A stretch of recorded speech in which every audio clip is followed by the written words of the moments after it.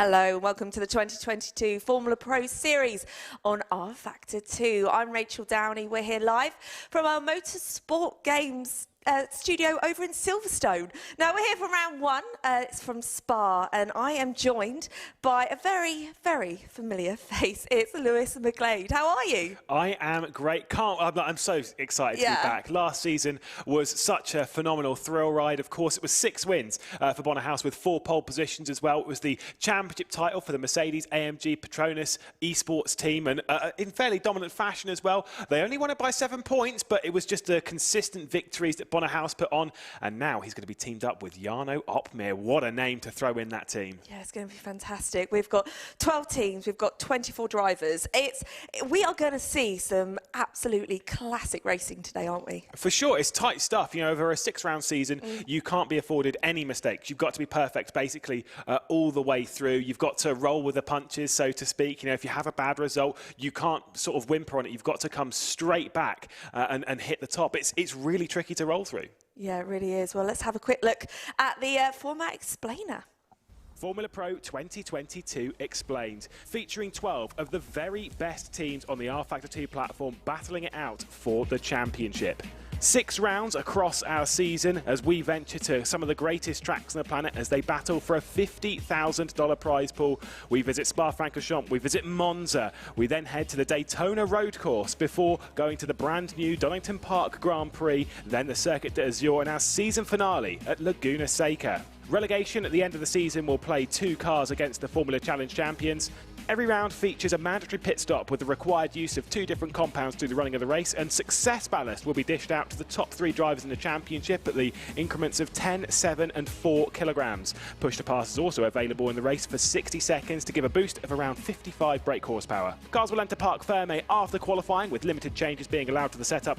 Drivers will also start the race on the same compound as their fastest lap in qualifying, and race control will monitor the racing action. Well, one thing we didn't mention at the start was the $50,000 prize money. It's not bad, is it? It is not a bad payday for a bit of work. Of course, 6 rounds. At the end of it, the $50,000 prize will be spread out across all of the teams. Everyone will take some form of money. It's I think it's $13,000 going to the winner of the championship, then $10,000, then 7. The final position in the championship, 12. You know, they've worked hard for the season. They still net themselves $700, which even still was a bit of a it's all right. It's all right. I'd be okay with that. Now, fan favourite, would you say, is Bono? I think so. Is it too obviously it's too soon, but it is. There are a couple of other teams on there, though. I mean, the Mercedes-AMG Petronas team aren't working as tightly with the team Redline team as they were last season. So in that sense, it's a bit more open. Redline might be a bit more on it, but there's a couple of newcomers as well. Burst are finding their footing as well. They've got the Bicoles Burst team as well, so there's a second team of them to essentially help out. But then, of course, we've got the newcomers in Netrex Grand Prix. Noah Roivers finished 3rd in the Formula Challenge Series. Very, very talented young driver, and also has Colin alongside. That Netrex team have been firing on all cylinders in this car in the Formula Sim Racing World Championship. I think they're going to be very strong. Yeah, they really are. And for me, I mean, we'll have a quick look at the calendar. Spa is such an amazing track to kickstart this series. Absolutely incredible. Spa, of course, 7 kilometres of just pure joy driving around. That's where we begin the calendar here on the 9th of May, after which we'll head to Monza. Monza was where we ended the season back in 2021, and then we head to one of the newer circuits on the R Factor 2 platform. Of course, we'll run around in the Daytona International Speedway, the road course layout. Of course, we're not going oval racing in this. This point, we'll take a little bit of a break. We'll have a bit of a breather before we head to the brand new Donington Park on the 4th of July. Of course, you've got to go around the streets of the Circuit d'Azur, and the penultimate round of the season. That's going to be one of the hardest rounds of this entire calendar before we head to yet another brand new circuit for us on the 1st of August to end the season at Laguna Seca. What a circuit that is as well, but we can't get ahead of ourselves. We've got to focus here. Yeah, we do have to focus. We do have to focus, and you know, Spa really is going to show us what these races are made of. Yeah, absolutely. It's a properly raceable circuit. We saw it last year. I mean, pole position last year was in the hands of Jeffrey Rietveld. It was by over a tenth of a second. Started off on fine form, but it was Bono Huis who took the race victory. In fact, Bono Huis didn't have a pole position until round 3 of the season. It was only the races where he was really working his way through, and it was a little bit of a dicey battle between the two. But you can overtake around here. That's what they proved, and that's why 2-stop strategies might work. It's a bit risky, but it is possible. We're still expecting the 1 spot, but you know, it's a great track to go racing on. Yeah, it really is a great track to go racing on. It's actually one of my favourites. Well, shall we have a look and see what the fuss is all about when it comes to the car? I think so. Yeah. So, the 12 teams then in the R-Factor 2 Formula Pro Series. 24 drivers of them, and BS competition. The first one we look at here, Mohammed Patel and Ibrahim Khan behind the wheel. Ibrahim Khan jumping into BS competition after he departed R8G Esports. We'll see him out in action. Then Burst Esports, Michi Hoyer and Jarno Chinchig struggled a little bit to get up to grips with this car, but they're finding their form bit by bit. Jarno Chinchig, fantastic when it comes to open wheelers. Of course, sister team in the Bicoles Racing, Burst Esports, David Marocek, the champion of Formula Challenge, alongside Damian Skovron. For the Mercedes-AMG Petronas Esports team, Bono Huis and Jarno Opmeer. What a lineup, your champions from last year. They're looking to do the double with such a strong lineup. Netrex Grand Prix, Colin and Noah Roivers. A great young talent, both of them below the ages of 20, but both of them with so much talent and so much speed. R8G Esports, a bit of a change here. Erhan Yovski alongside Marcel Chinchig, who raced for Varga Sim Racing last year. He's moved over to the R8G camp alongside Yuri Toman, who is their third driver. Oracle Red Bull Racing Esports, an unchanged lineup for Dennis Jordan and Alex Siebel, the strategy masters. What can they do this season? Then Team Redline, you'll see some new sponsorship for this team. Kevin Siggy and Jeffrey Rietveld unchanged from last season. Rietveld with a couple of poles back in 2021. Let's see what they can do with the Verstappen.com logos on the side. Rocket Sim Sports, bit of a change here. Ferris Stanley and Daniel Kish behind the wheel. Both of them did Super Sub duty last season. They're both full-time for the Rocket Sim Sport camp. Team Fordilla, another unchanged lineup. Nuno Pinto and Gianmarco Beducci, who was finding his form late in 2021. What can he do? Can he carry that form, or does he have to re-find it? Williams Esports, Petr Beljak and Martin Stefanko. A change for Stefanko, though, not in the car this round. It is, again, super sub Jakub Brzezinski, who did a few rounds last season as the sub. Adam Maguire and Liam DeVal, the driver who finished qualified in third position around here. DeVal, what can he do for the Wolves GR Esports team? Absolutely fantastic. We've got 12 different teams there, 24 drivers. I know we're going to have a quick look at the car. Let's go quick look at the track. As you know, we are here at Spa for the very first round. Yeah, and Circuit de Spa-Francorchamps, 7 kilometres basically on the dot with so many classic corners. You'll run through La Source, you've got Les Combes as well, great overtaking opportunities, and you can't skip, of course, Eau Rouge and Radion, turns 2, 3 and 4 on your map. Once you run around the centre part of the circuit, turn 7, Malmedy, down the hill into Roivers through the corner with No Name, Pouon in there as well. Such a tricky and fun little racetrack. Dennis Jordan set the fastest lap of the race last year. That was courtesy of a 2-stop strategy, which put him in position to do those fast lap times late in the race. The only issue was it wasn't the prime strategy in the race. He ended up finishing in 11th spot for what was then the Red Bull Racing Esports camp. Now is the Oracle Red Bull Racing Esports. One of the best overtaking opportunities on the circuit, though, is down in turn 18 and 19. However, there is no DRS in 2022. We've just got a push-to-pass system where the drivers can affect 60 seconds of boost throughout the race to add 55 brake horsepower, obviously sent to the rear wheels. That's what's going to affect some of the changes. It's not too much of an addition on the brake horsepower. It's not overwhelming, but it's enough that might affect some passes down into Les Combes, and that's exactly what they need to aim for. If they don't qualify too well, we'll head to qualifying in a few moments' time, but before that, I've had the joyous chance to replace Rachel here. Unfortunately, she's run off, obviously, as she'll get ready to watch and then interview later on. It's John Munro alongside. Hello, John. We're wide awake today. We're all ready to go, and this is going to be a fantastic championship. We are, and how cool is it that you actually get to start the season at Spa-Francorchamps? I mean, normally in Formula 1, we have to wait until after the mid-season break to go here, but we're here straight away, as we were last season, and I think we have an incredible race in store with some, it has to be said, of the best sim racers in the world. They really are, honestly. We kind of like, we always back that up on every championship. You always, oh, they're the greatest. But these really, really are. And guess what? Qualifying has begun. So we'll head over to trackside and we'll talk you through the 15-minute qualifying session. Here we are then, on track. This one's going to be a bit of a tight session. Obviously, they all go out onto circuit. They aren't allowed to escape on track to return to pit lane. They all have to do a full in lap. Obviously, you've got to do a full out lap, and then you've got to do your full time lap, weirdly enough. It's tricky though, because you've got to really time your session well. It's a long circuit around here, 7 kilometres, and of course, with it being round a 1 minute 50, is 100 seconds a lap. The time of the session goes quickly. Absolutely, I was going to say that 15 minutes may sound like a fair amount of time, but actually, when you're out there on the circuit, it passes so quickly. I mean, if you muck up your first few laps, if you try and put in a banker, maybe make a little bit of a mistake, get caught up in traffic, suddenly the pressure mounts, and trust me, it is very, very difficult to recover from that. If you're going into the last 5 minutes and you still don't have a good time on the board, your adrenaline's going to be going and you're going to be shaking your way around the circuit. But as you can see, most of the drivers making their way out as early as possible to get in their runs. It's a long lap at Spa as well, Lewis, not the shortest track in the calendar, although in the Formula Pro cars with their incredible V10 engines, 1 minute 40s we could be expecting, maybe 1 minute 41s. It's incredibly quick. It is insanely fast. They're running 41s in practice, but in qualifying, in obviously, take what it is, DRS and such. They don't get to use the push to pass in this session. They had DRS last year, which was affecting the qualifying times. The pole time last season was a 1 minute 40.561 for the Team Redline driver of Jeffrey Rietveld. Bono Huis was behind, and Liam Deval with that fantastic qualifying session to start out the season. I don't understand where they lost so much pace, but either way, we'll ride on board now with one of the BS competition cars up and over the climb, and we'll really take a look at how steep this climb is. It doesn't seem it so much on camera, but we both know this is a tough climb up towards Laguna. The engine does start to struggle a bit at the end. Yeah, having driven up there in a low-powered car, you actually start losing speed. It is incredibly steep, and you don't really notice it. It's not going to be as steep as the actual hill up through Radion and stuff like that, but if you're looking at top speed, you're going to get a much higher speed heading towards Blanchimont than you do down the Kemmel Straight. You can see, we don't know which BS competition car that is at the moment. Is it Ibra coming through?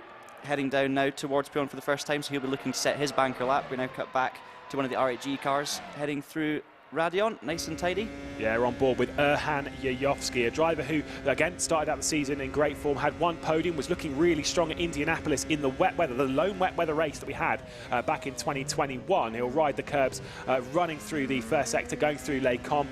Obviously, that purple sector one, we can kind of ignore that as you see him run up and over the curbs onto Malmedy, down the hill. Watch out for locking up on the front right, so easy to do. Yayovsky, though, was looking really good at Monza last season as well before he got into a little bit of strife and trouble, but having a very hard battle with Bono Huis, with Jeffrey Rietveld and the like. This is riding on board, looking rather, as he comes through Puon, and you can see there those new sparks. Don't they look good? They do. I was just thinking that as well. I'm sure many of you watching this will notice as well, sparks, the first time we've had this kind of detail in R-Factor 2, and it is great to see. And I mean, these cars get the most out of it when they're really on the limit, like Erhan is here through Pujon that was as well beforehand. It's incredible to watch. The car is clearly sitting very low to the ground. I think a lot of the drivers will be going for low ride height. That's of course what you do when you're looking to find that extra little bit of pace, and the spark's really pronounced. But Erhan, he's experienced. He is always at the top no matter what he's doing. So yeah, I think Erhan's going to be one of the guys we could expect to see pushing the top 10 now as he heads towards bus stop. Yeah, he finishes the 1.5 kilometre run down towards the bus stop chicane, commits onto the brakes. You've got so much time to really think about what's going on. Now you punch it towards the line, losing 3/10 in that middle sector, maybe going for a car that's got better straight line speed. Of course, going up into third position. At the moment, the pole time in this session is done by Dennis Jordan. It's a 140.631. This is the teammate, the newcomer to the R8G camp, has done well. Obviously, he's been in the R8G camp for a few months now, joined it at the start of 2022, has done good things for the team, particularly in this car in various competitions across sim racing. Now, as he punches his way towards the line, what can he do as he heads up to the top of the session at 141.580? And look how close it is as well. The top four split by only 0.2 of a second straight away. And we were talking about how the 15 minutes will pass quickly. Well, we're almost 5 minutes in already, and there's only been a handful of times actually set. And of course, these drivers not only need to set their quali lap, need to get back to the pits as well. So, I mean, these laps, okay, everyone's just getting up to speed, but some of them, it will be important to get it right. As we see Jeff Rietveld jump straight up to the top there in a 141.2, setting the benchmark early on. We do expect times to probably, would we say, get into the 40s here, Lewis? I'm not so sure, because obviously last year they had a DRS which they could affect going on the Kemmel Straight, so that's going to gain you a good few tenths as well. That's where we got into the 40s. Might be able to see a very low 41, maybe a very, very high 40. I'm just not so sure myself. I kind of get the vibe that a 41.2 is a very good lap time, especially what we've seen in practice. They've been running in the mid-41s, and Jeffrey Rietveld, he's no slouch, is he? He obviously had pole position here last year. Let's see if Dennis Jordan's coming into the pit. Now, I thought he was, because obviously he set that time. And tyres around here, just to clarify, they're all on the soft tyres at the moment. The white wall is the soft tyres. They get 3 compounds of dry and then the wet compound, which they're not going to use in these conditions. Soft, medium, and then the hard compound. Soft is white, medium I believe is yellow, and from memory the hard compound is green on the side wall, and then the wets are blue naturally. But you don't want to go out there and use too many laps on the rubber. You kind of want to come back into the pit lane and make sure they cool down and get some fresh ones. Especially given, you know, how competitive this championship is. Every single 10th counts, and you know, if a series is less competitive, you can sometimes see drivers maybe going for 2 or 3 laps because the driving makes more of a difference. But in a series like this with these soft tyres, there's such a small window for them to really get the most out of them. We are seeing drivers just make, you know, 1 flying lap and trying to keep the tyres as cool as possible so they're not overheating on the laps. But here we go then, our reigning champ Bono Huis starting his first lap of the session. I was going to ask if you wanted to talk your way through this, the champ coming through Eau Rouge and Raidillon. Yeah, absolute commitment there from Bono. We saw the Mercedes guys taking a pretty low ride height in practice. We saw a lot of sparks from them. Bono's going to pick up the slipstream now from the BS competition car that was pulled over to the side, heading now down towards Laguna. On the brakes for Bono, brake just after the curb starts, but it's going to be very late for these guys. Nice commitment, nice and tidy, not using too much of the width of the circuit, but you can't afford to because you need to instantly haul yourself back over to the left. Now down the hill already, through Roivers. Yeah, it looks nice and tidy from Bono. Not too much oversteer, everything's well under control as you would expect from Bono. Of course, as you were saying, last season it took him a little bit to get into the flow of things with qualifying. It was the races where he really came strong, so he'll be looking to make a good start. And as you can see, he's just under a 10th up. Lots and lots of sparks through Pujon. That is awesome to see as we head now towards Fagne, turning in nice and tidy into the left. It's just, when you watch Bono, you can just see a professional at work, using all of the track limits available there, hauling it back to the right. He's going to use the curb on the left here, completely flat through this right-hander, just drops the wheel on the curb and doesn't use too much of the road on the outside. He's actually looking to shorten the run as much as possible as he heads towards the famous Blanchimont, and this will be easy flat in these Formula Pro cars. He's lost a little bit of time in the second sector, almost a 10th, as we now head down towards bus stop. Will this put him P1? Nicely on the brakes. Everything is so calm and controlled with Bono. He knows exactly what he's doing. You can almost see the experience in his driving style, the body language of the car telling you everything you need to know. Will this be our first 140? It's not. It's a 141.3. Wow. Still a great time though, but it's not enough for the top 2. I'm just shocked by that time from Adam Maguire. Absolutely superb for the Wolves GR team. Of course, Adam Maguire did race for 2 races back in 2021, including here. Qualified in 9th place. It looked like it was going to be a great start to the season for them. Liam DeVal ended up finishing that race 4th, his teammate, but he ended up finishing a bit further down. That was the only top 10 all season that Wolves GR had. For some reason, they were really fast around here and then really struggled everywhere else. We're kind of seeing that same thing once again. At least for the first round, they're going really strong. 2nd and 9th at the moment. We're on board with Kevin Siggy here. Very slow outlap. We were kind of talking about this before we went live. They're going to do slower outlaps, obviously keeping out of the way of everyone. They don't want to build too much tyre temperature. Yeah, and Kevin Siggy's definitely going to be one of the names we can expect to be popping up into top 5. In fact, of course, he already sits in 4th position. There's a little bit of a gap at the moment with the top 3. I mean, you'd expect Rietveld and Bono to be there, but to have Adam Maguire up in P2, as you say, I mean, this was a strong track for the Wolves team last season, but they clearly have it absolutely dialed in around here. Maybe they just love this specific circuit, but I mean, it's great to kind of repeat that form again. It shows it wasn't just a one-off. And yeah, the top 3, they've got a little bit of a gap back to Siggy. Be interesting to see now if the Redline driver can pull something out the bag. Well, it'll be a bit of a deep breath for Kevin Siggy, the Slovenian. We're having a bit of a chat with him before, and obviously been in sim racing now for 9, maybe 10 years. I remember when I used to race with him back in Division 2s of Touring Pro Series races back in the day. Of course, you'll know you were always in Division 1, mate. That is Siggy though back into the pit. And I thought he was building up to do a time lap, but obviously returning to the pit lane as they kick up the sparks on the exit of Malmedy down the hill. Very deep run. That is, of course, Brzezinski who's jumping in. He was super sub last season, must be said. Came here as a sub. Can't remember which driver he was subbing for that day. It was actually Spa-Francorchamps. Now as I look at it, finished 7th as a super sub. That's not a bad effort. Of course, we know how fast Brzezinski is, a multiple champion across all sorts of sim racing, whether it's endurance racing, whether it's touring cars, GTs, regardless of the platform. Here on R-Factor 2, elsewhere in sim racing, he's competed in it and he might have won it as well. He's the kind of driver that could pretty much jump into any team and be competitive, and you know, obviously filling in the reserve role at Williams, but if he was to move to another team, maybe we'd see him on the grid. But I mean, clearly a super sub as you like, and maybe Martin Stefanko just doesn't like Spa. It's a bit of an interesting one. Yeah, clearly. That's 2 seasons in a row that he's missed the first round, but you know, he'll be hoping for another good performance, Will Brzezinski. We're now watching one of the Netrex cars. Of course, this was one of the teams. Now, this is a dark horse. You've got to say this team. I mean, Noah Roivers here coming through Radeon. I mean, these guys are very, very quick in this car. We've seen them in other series being very quick, obviously Formula Challenge as well. What are you expecting from them, Lewis? I mean, I don't know. The sky's really the limit. These couple, they're so talented and so fast.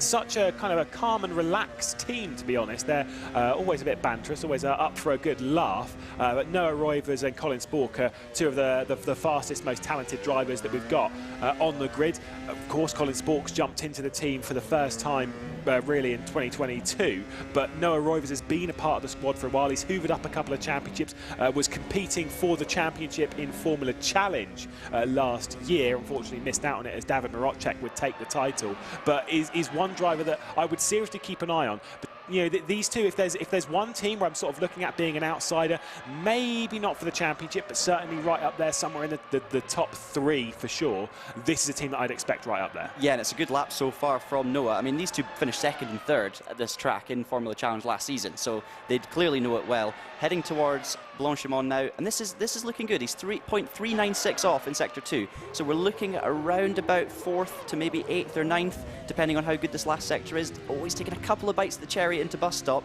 Might have cost him half a tenth or something like that. Clearly committed, heading now towards the start-finish line. Where is this time going to put him? 142.2, so he's lost. Well, actually, no, he did pretty well in the last sector. And because he's pulled over and escaped there, that's his session done. It is over for Noah Roivers. He's going to be starting from 18th position, which is certainly not how he would have wanted to start. There's a few drivers. Let's talk through what we've got on the qualifying at the moment. Obviously, Rietveld, Maguire and House. Great time from Maguire, it must be said, as we'll see once again. That is Kevin Siggy crossing on a line to start another lap. Let's talk, though, of the drivers that aren't really impressing right now. Unfortunately, Erhan Yovsky down in 12th place. Jarno 13th for the Burst Esports Camps. Michi Hoyer, he's got those traction gloves on, but they're not really helping out right now. He's down in 17th right now. Peter Beljak, the only driver without a time on the board. We're with Kevin Siggy now. We'll see how much he nails it. The first sector, you've got so much time to go through. Once you get into this, you're in the meat of it. You're in the rhythm. Absolutely, yeah. It starts off, you've got, as you say, a bit of breathing space. You can really think about things, sometimes overthink things. As Siggy gets a little bit of oversteer, less tidy than we saw Bono when we were following him through here, but obviously committed. I mean, Siggy's got a great track record here at Spa across various series on R Factor 2. But yeah, you know, once you turn into the chicane at the end of the straight into Les Combes, it's pretty much all go from there, Lewis. There's barely a moment to stop and breathe. You've got to be fully committed. Same into Pouhon here. A little bit of just a touch of the brakes in, fully on the throttle, keeping the car nice and low. By the way, Erhan Yovsky's still in the pit, so he will not be going back out. He's done. He is absolutely done. Siggy looks not so great. Obviously, fine through the first sector, which is just before Les Combes, but looking like he struggled a little bit down through Malmedy, Rivage in the corner, of no name. Marcel Chinchig, purple in the middle sector as well. He's currently in 6th place in that R8G Esports car. He's coming across the line. What can Marcel Chinchig do as he hits it? He goes up into 3rd, ahead of your world champion in the series, Bono Huis, down now to 4th, and we've got 4 drivers separated by a 1/10 of a second. That has happened in the last 2 qualifying sessions in Formula Pro. Can we get 5 within that 10th as Kevin Siggy comes towards the line? He's bailed from the session, Siggy, and he crashes into pit lane. That is not good practice. He'll go down to 6th place. Jarno Simoncic, well, I was saying he wasn't doing so well, straight up to 5th. Absolutely, yeah. I mean, to be honest, there's a bit of a gap ahead of him, so I'm not sure we would have seen him improve any position, so he'll be happy enough, I think, with 5th. Did we expect 4 people to be covered by 700s? To be honest, probably. I mean, it's that kind of series. It is super competitive. Bono, obviously, at the back end of that, he's got the race pedigree. I've got to say, though, Rietveld, you said it at the beginning, the 41.2. I was thinking, you know, maybe that's a good benchmark, a bit of a safe time. Maybe we'll see 40s. But no, he's held on to the lead, and everyone else is now stressing. The adrenaline's going, just trying to beat that time. Well, when we went racing at Zandvoort, again, 4 drivers within 1/10 of a second. Same as in the final round of the season at Monza. So we've had it a couple of times. Again, we're looking for it again, and I am all over it. The closest pole position time, if anyone wants to know as well, was 0.06 of a second when we went racing at Silverstone in the second round of 2021. Bono Huis, super committed. Let's ride on board for the rest of the lap from this excellent camera. Love this one. As we head into Fania, complete commitment on the right side. You can really abuse the curve just a little bit. And not too much, but you might get pulled over to the right-hand side, use the curb on the exit as well, run through campus, out towards Stavolo. You're essentially flat all the way from this point for, it's over 1.5 kilometres because it's the distance from Stavolo to bus stop that's 1.5 kilometres, but really it's about 100 metres extra, which means you're flat out for an entire mile, running around nearly 210 miles an hour, well over 320k, as you slam onto the brakes coming down into the final chicane. Not so great in the first sector, decent in the middle. Can Bono Huis throw something into the work series? In fourth position at the moment as Jarno Opmeer goes up to fifth. Bono Huis across the line. There is an improvement, but not in position. He stays fourth, and your champions only fourth and fifth as Jeffrey Rietveld takes his third pole. Yeah, and a bit of a bigger gap, as you say, than you might expect between Rietveld and Bono Huis. So, I mean, Jeffrey will be delighted with that, and it was a great lap. We said it early on, it was good. I didn't expect it to stay on pole, but he did. He got it done early, and he could afford to breathe a little bit for the rest of the session. Still drivers, of course, to cross the line and finish their run. Not sure if anyone is looking purple at the moment in terms of sectors, so it looks like Jeffrey Rietveld might just have this one. Great lap at the end there from Jarno Opmeer. I think if you'd said he would start one position behind his teammate Bono, the reigning champion, in the opening round, I mean, we know how good Jarno is, but to do that on different sims than we would normally see him, that is a phenomenally impressive performance. Look, Jarno Opmeer is a fantastic driver. We know it. Two-time F1 Esports champion, if memory serves. He's super, super talented, especially in open wheels. But when it comes to proper competition on R-Factor 2 at the top level, we don't typically see him. We were going to see him in Le Mans Virtual until Danny Incader blew up the engine coming through the forward chicane. But we do get to see him officially in competition now, starting in fifth spot. Anything's possible from there. You've got a short run down towards Lake Com on the first lap. It's 260 metres from pole. So there's a fair amount you do. And then obviously you've got basically a mile and a half all the way down to Lake Com. Yeah, and I think the action zone in the first lap, I mean, obviously we see a lot of incidents going into La Source, the first hairpin, as you know. But because of the effect of the slipstream, obviously because everyone's in a big queue heading through Eau Rouge and Radion, you quite often see a bit of a change in speed. Some people have to back up, and the action will continue not just into turn one, but all the way down the straight, through Eau Rouge, through Radion, down the Kemmel straight, and into Les Combes. I mean, we always see lots of changes of position, probably 2 or 3 wide from these guys. So fifth position, to be honest, Lewis, maybe isn't actually a bad place to start, because you're going to see all the chaos in front of you. Maybe you're going to be in the perfect position to get a bit of an overlap and get a run. Well, Kevin Siggy started in 5th place last year and he ended up on the podium, so who knows what's possible for Jarno Opmeer. Here's your qualifying results then. Jeffrey Rietveld on the first pole position for the 2nd consecutive season. Adam Maguire is going to be alongside in that front row, and what a qualifying is from him. A personal best in the Formula Pro Series. Marcel Chinchig in 3rd place. His debutante ride in the Formula Pro Series for R8G. Then your champion, Bono Huis, in 4th place. Jarno Opmeer in 5th alongside Jarno Chinchig. Actually one of the best qualifying sessions that we've seen from Jarno Chinchig, then Kevin Siggy, Dennis Jordan, and then the 2 BS competition duo of Mohammed Patel and Ibrahim Khan in 9th and 10th. Of course, Ibrahim Khan's a little bit sick this round. He says he's got a bit of a cold, but is still fighting his way through to set some good laps here at Spa. Liam Deval, after finishing in 4th place back in 2021, he'll have to start from 11th. A bit of a tall order from that point. Alex Siebel and then Jakub Brzezinski from 13th. Colin Spork, Erhan Jajowski, then Peter Berliak, Gianmarco Verducci struggling a little bit in quali. Michi Hoyer, Noah Roivers, we saw some of his qualifying session down the order. Danny Kish, 4 more drivers, of course, in the qualifying format. That's not a good start for the Bicoles Burst Esports. Devon Rochek, your Formula Challenge champion, in 21st position, with Damian Skovron, Ferris Stanley and Nuno Pinto down the order. I think the one major talking point from that qualifying session isn't just Jeffrey Rietveld grabbing that pole position, but Adam Maguire in 2nd. What a lap. Yeah, I don't know what the odds would have been on that, but I mean, very, very impressive indeed from the Wolves driver, and a good result all in general for the Wolves team, having 2 cars in the top 11. Thing that got me as well there, Lewis, the top 20 split by 1 second. It's incredible, incredibly tight.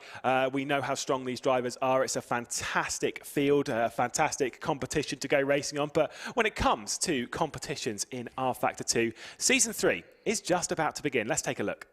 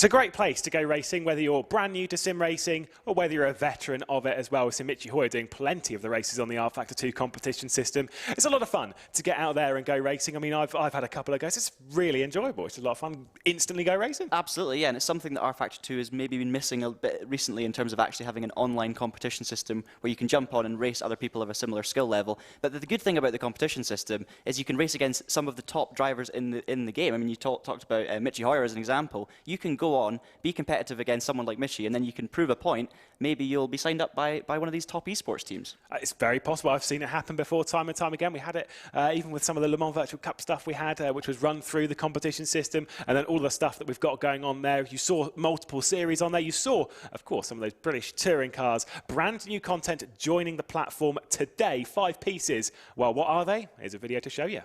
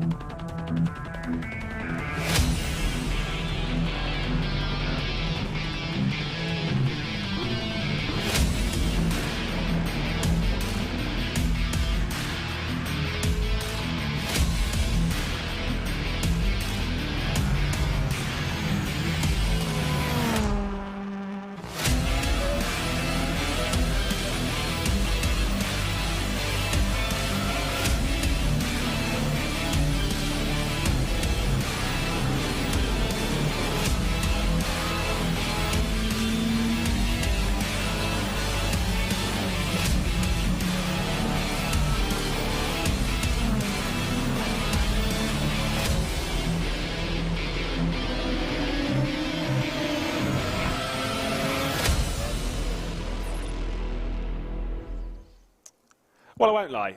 As a British touring car fan and a fan of motorsport, that all really appeals to me. 2 brand new cars, 2 brand new circuits in the UK, and then, of course, Laguna, Seca, Brands Hatch, Donington Park, 2 absolute classics as well. And then the Infiniti Q50, the Toyota Corolla. Brilliant additions to the service and stuff that's so much fun to pick up. Absolutely, and it's not just British motorsport fans that love the BTCC. I mean, BTCC has global appeal. It's one of the most exciting touring car series on the planet. And I've had a little shot of these cars, Lewis, I've got to say. Everyone at home is going to enjoy them, that's for sure. They're so much fun, of course, all available to go and try for yourselves now.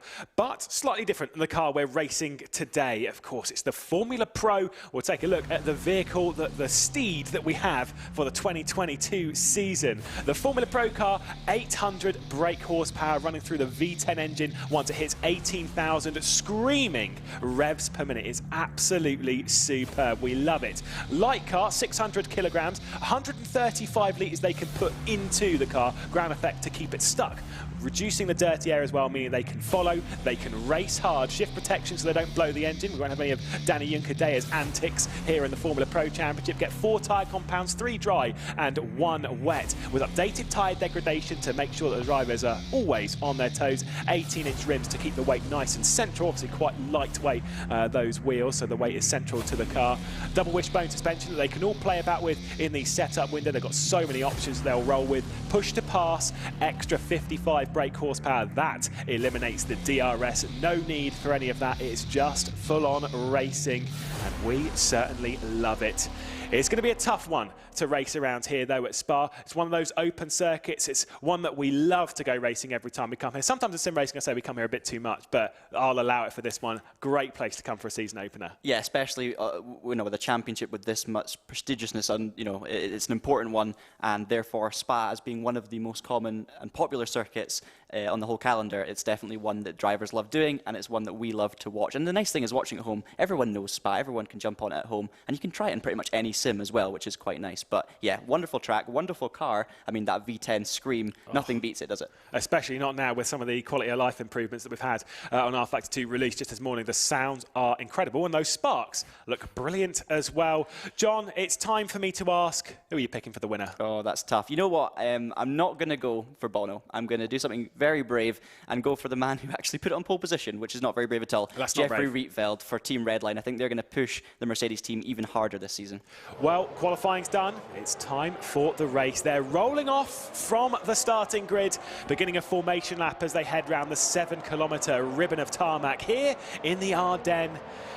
This is going to be a tough one. I'm going to, by the way, I'm not going to just drop you in it. I'm actually going for someone a bit more even left field than that. I am going Marcel Chinchig. I think he is on form in this car. I think it's going to be him. He's kind of a bit of a dark horse sitting there in third because he's obviously outqualified both Mercedes cars. I mean, the headline acts, you have to say, are Bono Huis and Jarno Opmeer going into this championship, and the likes of Jeffrey Rietveld, who pushed him close last season. But yeah, Marcel Chinchig's clearly got his act together. He's got the car working well. Third place, nothing to be sniffed at. I'm just cannot wait to see how Adam Maguire gets on as well off the front row. Who knows? He could lead into turn one. Which would be a great scene. If he doesn't lead into turn one, he might lead up into Cote, which would also be very impressive indeed.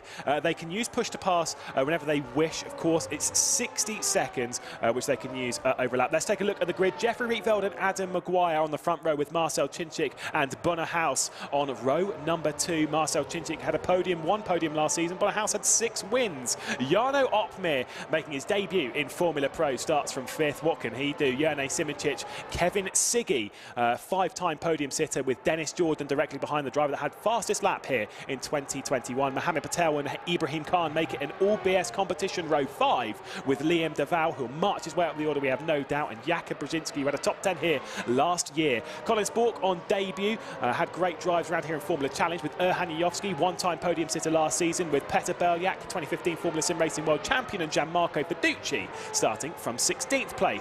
Michi Hoyer struggles in qualifying alongside Noah Roivers, the 2nd place driver from Formula Challenge last year. Danny Kish and David Marocek, your Formula Challenge champion, from 20th place. 4 more drivers: Damian Skovron, Ferris Stanley, Nuno Pinto, Alex Siebel, 24th place. The reason why Alex Siebel is down that way, he's left the session, rejoined. I think that might have broken his parc ferme, which is in effect in Formula Pro. Yeah, that's not great at all for the Oracle Red Bull Esports driver. I mean, they were looking fairly strong in qualifying. I think consistency is something they were looking for. They weren't right at the top, but they were sitting there in the top 10, so a real shame indeed for Alex. Like I say, when we've got parc ferme, we'll just speak of it very briefly. Of course, it locks all of the setup and stuff. You can still adjust the front wings. You can still, adjust fuel, obviously, just to make things a little bit more comfortable for the race. Obviously, you can run slightly aggressive, but all your setup on suspension, everything else when it comes to your gear racing stuff, all of that is locked as soon as you go out in qualifying. Yeah, absolutely. And the little things you can change that you mentioned there, such as the front wing, maybe is something you would go a different route for the race in qualifying. In qualifying, you're looking for that outright fast lap on hot, soft tyres. In the race, you're maybe looking for more straight line speed. Are you going to be better in attack and defence? So yeah, it'd be interesting to see if the drivers make any adjustments there. We won't know, of course. I mean, we will be able to tell through the visually who's going to be quicker on the straights and who's going to be quicker in the corners, but time will tell how this race is going to go. Well, we'll stick an hour onto the clock as we get ready to begin the 2nd season of the championship. I cannot wait. It's the 2nd time that we've seen Jeffrey Rietveld on pole here in the Ardennes. Here we go then. The 2022 Formula Pro Series is getting ready. The lights are about to come on as we prepare ourselves for another season of action as we're underway here at Spa. Not a great launch from Rietveld. Chinchig dropping the wheel spin as he fires his way down into turn 1. One off in the grass in the background. That's Michi Hoyer pushing his way to turn 1. He's made contact though with Colin just on the apex of the first corner. Push to pass being fired left, right and centre as we roll our way down the hill and then back up through Eau Rouge, over Radion and begin the climb up towards Les Combes. Look at the Mercedes cars in the background. Bono Huis coming under attack from his teammate Jarno Opmeer. Super tight on the run down as here comes Adam Maguire looking to the outside. He's not committed yet. Jarno Simicic's trying to make a bit of an attack as he tries to keep Kevin Siggy at bay. There is plenty of side-by-side in the background. We roll back to the back end of the top 10 as Ibrahim Khan and Mohamed Patel have picked up a spot. Yeah, coming out of La Source, we saw all 3 leaders, Rietveld, Maguire, Chinchig, all on push to pass consecutively. Maguire was clearly going for the lead, Lewis, because he was on push to pass as soon as he was out of Radion, back on it, all the way down the straight, couldn't make anything stick. So both of them using early. Obviously, Adam Maguire going for glory, going for the lead on lap 1, but it's not happened for him. Jeffrey Rietveld leads by 7/10, and then it's 7/10 further back to Marcel Chinchig in 3rd. And it's a bit of a shame for his teammate as well. Kevin Siggy dropping back 7th place. He's presently running, not the ideal start. But Marcel Chinchig, he laid down an awful lot of rubber there as he pushed to try and make something stick down into turn 1. It was a great initial launch, but unfortunately it just didn't work for him. He'll have to settle for 3rd at the moment. Once again, push to pass being activated. Jeffrey Rietveld not having any of that, though. He is just way out front in comparison right now. But once we go through bus stop, once we go through La Source, the slipstream will kick in once again, and Adam Maguire might close down. There's Gianmarco Verducci ahead of Liam Deval. That's Adam Maguire's teammate, who might have to have a little bit of a concern. Peter Berliak's on the rear end. Colin Sporks battling it out with Michi Hoyer as they run through the bus stop chicane after the contact between the pair of them on the very first lap down into the source. Important to get that traction down as they roll their way down the hill. Yeah, we're already seeing tactics from the likes of Adam Maguire up in second. He's using a lot of push to pass, but it's clearly just to try and stick in that slipstream of Jeffrey Rietveld. Take a little bit of a hit now, hoping that he can just hold on to the slipstream and he'll be able to drive away from the rest of the field. As we look at the two BS competition cars going side by side, are they going to kind of fall into place here as we head down the Kemmel Straight, or are we going to see a move into Les Combes? Yeah, it looks like they did the sensible thing, backed off a little bit and run through there in order as Ibrahim Khan ahead of Mohamed Patel. And those guys being nice and sensible early on. Yeah, nice way to cure illness is to go racing. You don't really think about it so much. And Ibrahim Khan, who's struggling with a bit of a cold, up now into 8th position ahead of his vastly experienced teammate. Kuba Brzezinski, though, has worked his way inside the top 10, so he's looking for another one around here as we ride on board with Mohamed Patel directly behind his teammate. You can see the red and now dark blue. It's not really a black that's on the Team Redline car, courtesy of the Verstappen.com Red Bull sponsorship. Just to clarify, by the way, as much as we have Oracle Red Bull Racing Esports and then this with Red Bull sponsorship, these two teams are not working together. It is just a sponsor. They are still well by themselves when it comes to their battling in the Formula Pro Series in 2022. So Kevin Siggy having to do a bit of work here after dropping backwards. The 5-time podium set. The only time that he's not finished on the podium was at Zandvoort after contact with Erhan Yajovski last year. Every other race he has been on the podium, including around here with a 3rd place finish. Jarno Opmeer up in 5th, by the way. He was under a little bit of pressure from Chinchig and Siggy behind, so he used a little bit of push to pass to try and break that gap. He's about 8/10 off his teammate Bono Huis at the moment. Bono still within 2 seconds of the lead, so you've got to say he's right in the mix. Chinchig doing a solid job in second, and we keep seeing Adam Maguire just pushing a little bit of push to pass just to try and stick to Jeffrey Rietveld, who you have to say, Lewis, has made a great start. He's doing a great job. We haven't seen the moves from the Mercedes yet, and to be honest, the top 5 is kind of status quo. We're in the same positions as we started, but everyone has clearly got their head down, pushing on and on to try and make up some time. There's one exception. I think Bono Huis is very close to Marcel Chinchig. Look at that gap between them. It's around 3/10 as they're heading back up the hills. It's a bit further ahead in shot. Marcel Chinchig currently in that 3rd spot is getting very close as they're heading down towards Les Combes. This is with Kevin Siggy. You can see they're side by side directly ahead. That is Bono Huis trying to take over 3rd spot at the moment. They're rolling through Les Combes. They're rolling through Malmedy. Marcel Chinchig has lost a position. Bono Huis is up into 3rd. There is the move as well from the other R8G driver of Erhan Yajovski, who's just trying to move his way. He's up now into 11th spot, but Bono Huis, the important thing for him, he's onto the podium and he has clean air ahead as he'll chase down Adam Maguire, the Irishman. I was going to say, when is Bono going to start making his charge? Is it even going to come? Does he have the pace? Well, clearly he had something in the locker there to get past Marcel Chinchig. It looked like a good move. They were side by side through the chicane. They were very close to touching. You could just see it in the distance, but I think they did well to give each other enough room, get through cleanly, and Bono is off on his merry way. Now let's see if his teammate Jarno can do the same thing to Marcel Chinchig. Well, Marcel Chinchig instantly using the push to pass, a bit of a tighter exit off of Stavelot as they roll their way out down towards Blanchimont, down towards the final bus stop chicane. Chinchig chasing, Chinchig worrying though, because you're absolutely right, Jarno Opmeer's on the case. Is he going to dive it down the inside a little bit too far back? But that wasn't too far back though for Kevin Siggy to at least have a look on Jarno Chinchig as they head through the final chicane. Great drive off the corner from Bono Huis, and we'll have to keep an eye on those lap times. It's 2 seconds up to Adam Maguire, who's keeping Jeffrey Rietveld nice and close company. Rietveld leads, Maguire, Huis, Chinchig, Opmeer, Chinchig, Siggy, Khan, Patel and Brzezinski, your top 10. Yeah, Brzezinski doing a good job as a substitute once again to be sitting inside the top 10. We can see just behind him, though, Yajovski on push to pass, trying to close that gap. More push to pass being used by Adam Maguire, so he's really trying everything to stay in the slipstream of Jeffrey Rietveld. I think we're going to get a little bit of a replay of the first lap coming up very shortly. Oh, as we say, that was Kevin Siggy getting past Jarno Chinchig. We'll see a replay then, as you said, of the start. You can see how much rubber is laid down there from Marcel Chinchig. That is Michi Hoyer going off in the background. We'll see that once again as the kick of oversteer off the corner and then down the hill, side by side as they were rolling down. It was Mohamed Patel that was trying to get past Kevin Siggy for 7th spot, but they all found their way single file through Eau Rouge and Radion. A little bit close there for the 2 Mercedes-AMG Petronas teammates. This is Michi Hoyer, who makes a great start, decides which way he wants to go. Oh, a little bit squeezed off there from Liam Deval, and it puts him onto the grass, dives down the inside and makes contact, though, with the Colin Spork in the Netrex Grand Prix car. I'd say it was a little bit bold. I mean, he had a choice to make, but as he made the choice, then he got covered off quite aggressively by Liam DeVal. To be honest, that could have been a lot worse. I think you know, he got on the grass, he was a bit flustered, and by the time he hits the brakes, it was already too late because he was on the inside line, heading hot into the corner. He did well, I think, to stay to the inside and avoid, minimise the contact that was made. Nobody spun, everyone got through, maybe a little bit of damage, but not great from Hoyer, but did well to minimise the damage caused. Well, we can see here Siggy has got past Jarno Simic as well, so he's up into 6th place. We were just kind of catching the tail end of that move on the run into Les Combes, so he has moved up now into that 6th position. Also been a switch again between the two BS competition cars as Mohammed Patel has got back ahead of Ibrahim Khan. I'm going to assume the two have switched once more. I think maybe Ibrahim Khan not really feeling too confident in his pace, and now he has to watch the other white and blue car on the grid as the Williams Esports car of Jakub Brzezinski is right behind, who I think this is the second time that when Brzezinski did the Super Sub back in Spa last year, he did beat his teammate on that day as well, if memory serves. So clearly loves this track. He just seems to gel with it so well, and I think it might have been it was Peter Berliak that day, and Peter Berliak finished 13th.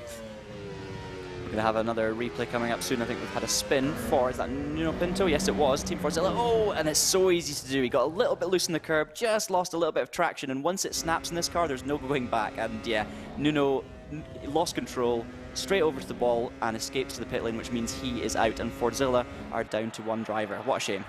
Yeah, their lone driver, though, Gianmarco Verducci, said he's sort of struggled a little bit to get used to this car. He's up into 13th position after his start. I think he was down in 17th position in the qualifying session. This is Kevin Siggy getting past Jarno Simic. Despite the DRS board, we don't have DRS in these cars. It's just push to pass. Jarno Simic not really fighting Kevin Siggy on that push to pass too hard, saving it for a bit later on, of course. You only get 60 seconds across the entirety of the race. And we've seen drivers like Adam Maguire using an awful lot of it over the opening position of the race. When you've got Jeffrey Rietveld, Bono Huis didn't even really use it either. So Maguire's going to be a sitting duck later on. I mean, it tells in the lap times as well. Jeff Rietveld out front, 143.5 is his best lap. You've got Bono, 143.5. Marcel Chinchig, 143.5. Adam Maguire, 43.3. Fastest lap of the race. And we've seen him on the push to pass. You've got the graphic there on the left. He is using it just to hold himself. There you go again. Just to hold himself in the slipstream of Jeffrey Rietveld, which is very smart, Lewis, because every time he gets in the slipstream, he's going to gain half a second over the course of a lap. Is that a change of position? That is a change of position. Marcel Chinchig's got past Bono Huis. I know Huis had a terrible exit.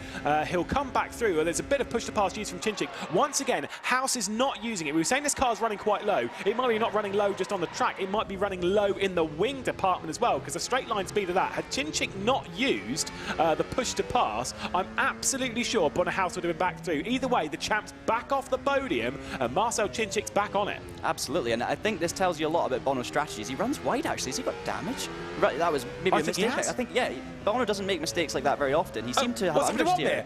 Opmeer's out of the race. Jarno Opmeer is out of the race. This is going terribly for Mercedes-AMG Petronas Esports. They've lost one car as they did last year, courtesy of shift problems for Marko Pajic. But what has happened to our champion? He's dropped down to 5th. The car looks okay at the moment, but he was not only offline through Roivers, he was struggling out of the source. What has happened to this car? It's strange. As you say, he was struggling. It looks like he's gathered it all up now, which is strange. He's going through a lot of corners here. He's not losing, half a second a corner like it looked like he was at the beginning. So it'll be fascinating to see if anything has happened to Bono. What I was going to say, he is saving his push to pass till the end of this race because he's not using it even in these close battles, and we're going to see Bono coming on very strong at the end. Not if he's got damage though, Lewis, because 5th position, it didn't seem good at all, did it? I mean, I saw him, he doesn't make mistakes like that very often. I just thought maybe he's understeered a little bit, but he didn't have any pace coming out of the corner. He failed to turn left.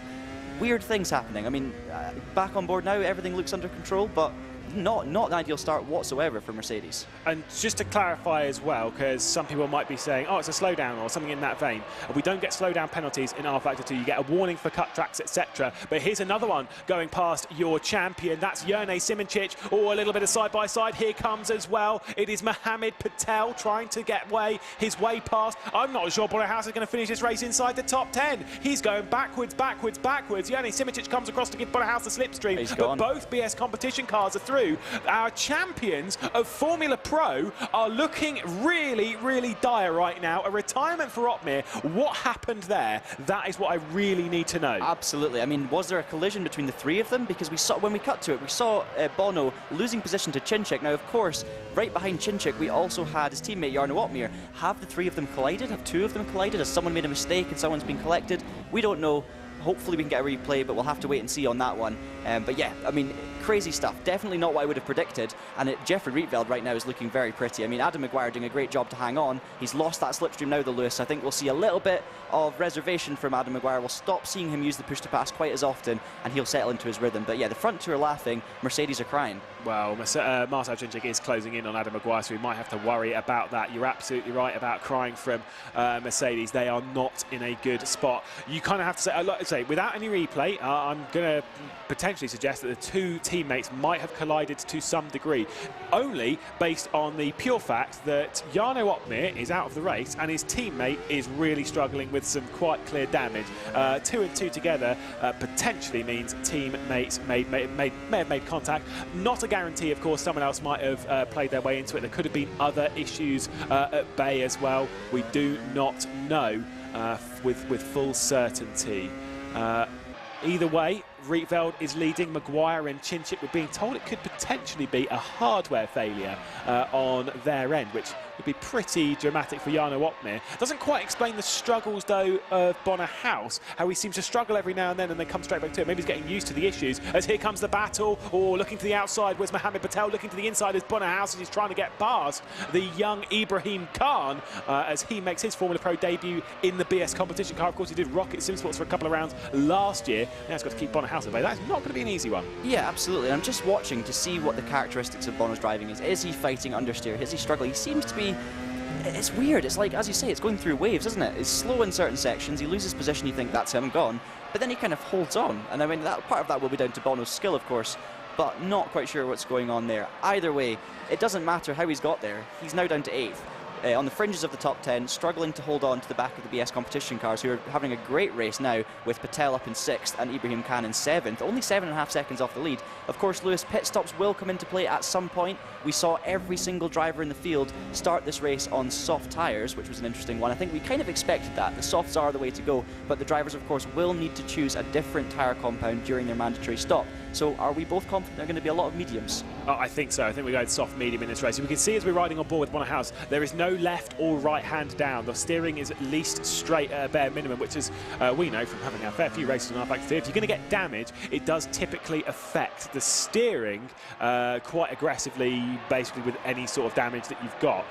So I'm going to assume that might not be damage. If it is the technical, it kind of does explain why that there's like waves and stuff. Because if it's a technical thing, like say for example, wheels become loose, you're okay with it for a little bit whilst you're wrestling the wheel back on. I mean, I've had it with a Logitech G27 once where one of the clamps shot off mid-race, and I'm there like trying to keep the wheel on whilst racing. You're okay for a little bit, then you're trying to fix it, you're focused on that, and then suddenly, boom, you've got to focus back on the race, focusing back on that. Erhan Yovsky having a little peek in the background.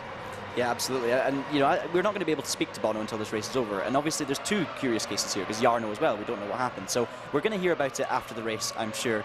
But for now, you know, keep an eye on that battle for 2nd and 3rd. Chinchig is definitely coming towards Adam Maguire. The gap's down to around about a second. Chinchig might use a little bit of push to pass to try and edge into the slipstream.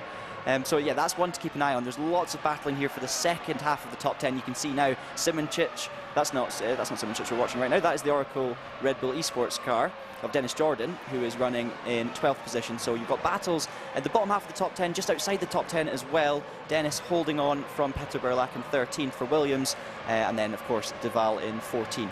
We're really fitting in this commentary booth by just instantly throwing production under the bus there for getting that one wrong. Nice work. Sorry, as we're riding on board with Dennis Jordan now. Like you see, you can see that throttle and brake trace. You can see how committed they are. They are completely pinned all the way through here. Oh, a little bit of side-by-side. Bono Huis trying to get around the outside of Blanchimont as he was trying to make his move on Mohammed Patel. He's going to commit it. Oh, sorry, it's Ibrahim Khan. Once again, down the inside. A little bit of brush between the two of them. Actually a fair whack. But either way, Bono Huis is back up at least one position, 7th place. Hopefully, those problems are alleviated for the champion in 44 minutes. maybe that is enough time for him to work his way back up the order. We know how quick he is. It is. I mean, he's still losing a little bit of time to the leader, but that makes sense because Rietveld's in clear air and Bono is obviously battling. I mean, it looks like he's got things going. Like when he's running cleanly, and the last lap I'd say he has been, he looks as quick as ever. So we could still see a classic Bono Huis fight back. How far he will be able to get back up the field, I'm not quite so sure. Is Ibrahim Khan going to come back at him here? It was a great move into bus stop by Bono, by the way. Very committed, brave, fairly aggressive, but it was a clean move in my opinion. Just sent it down the inside, managed to get it stopped, no contact with Ibra, maybe turned a little bit. There was a tiny bit of rubbing, as you say, but great stuff nonetheless. I think Khan will be really enjoying this battle though, to be fighting against one of the best in the world in his prime, in a car that suits him, and he won every race last season pretty much. Ibrahim's going to be loving this challenge. It is a proper challenge to try and fight with Huis. I think, though, now that he's figured out the issues and stuff, maybe had them adjusted, sorted and whatnot, he is off and running. The straight line speed, curiously enough, despite Ibrahim Khan using a bit of push to pass there, the straight line speed of that Merc is plenty to keep even a bit of a push to pass usage, BS competition at bay. I don't feel at any part through this race I've seen a push to pass touch from Bono Huis, from Jeffrey Rietveld, I've seen a little bit from Marcel Chinchig, not seen too much from Kevin Siggy either, so I think all of them are running fairly low wings. Yeah, and I think Adam Maguire's had his finger taped to the button pretty much the whole time to hang on to that second place. But yeah, it will be interesting to see, of course, these drivers coming stronger towards the end. It's not as simple as it seems with push to pass, Lewis, because you're going to be carrying more speed into the braking zones. You do have to adjust to that. You've got to brake a little bit earlier, and sometimes it can actually put you out of rhythm. So I find that using push to pass in an overtaking or defensive situation makes a lot of sense, but when you're running in clean air, it can sometimes throw you off a little bit. And you know what it's like as a driver. If you're in the rhythm, you know exactly where you're braking, exactly where you're turning in. If something changes that, you lose a little bit of that rhythm, it can be really hard to find it again. So, I mean, obviously taking the decision to save as much as possible, it might work for them later on, but we will have to wait and see. By the way, one team we have not mentioned very much is Rocket Simsport, and that's because they are really struggling, Lewis, down in 21st and 22nd. We've just seen Bono heading into the chicane, still staying ahead of both BS competition cars. Oh, bit of contact there maybe. R8G and Williams going at it just behind them.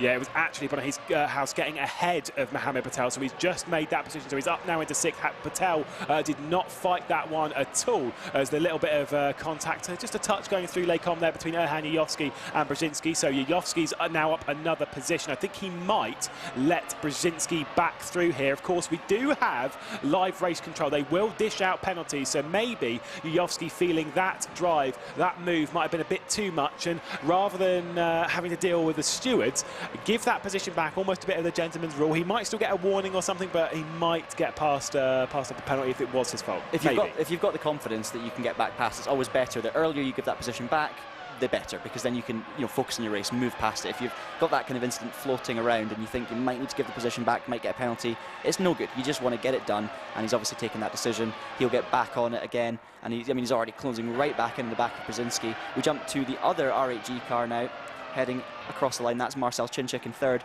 only 2 seconds off Jeffrey Rietveld.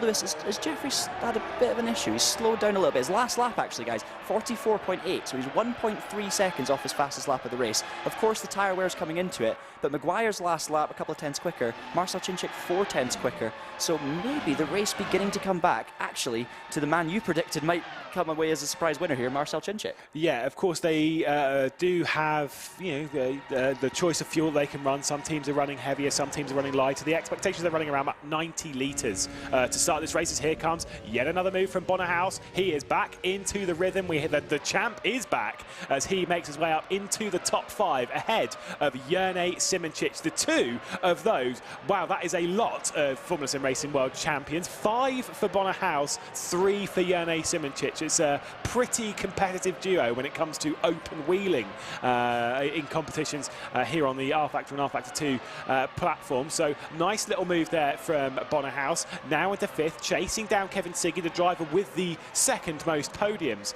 in the platform, or in the series of Formula Pro, with 5 for the Team Redline driver. So still some potential there.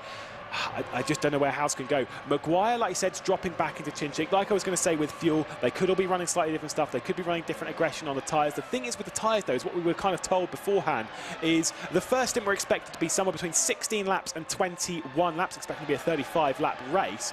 And the fastest lap of the stint were expected to be around about 19. Once the fuel is all burnt off, the tyres are still kind of there. They degrade very quickly at the start by around about a second, and then they plateau, basically for the entirety of the stint from that point on, meaning you can start setting some good lap times later on. Yeah, and definitely. Oh.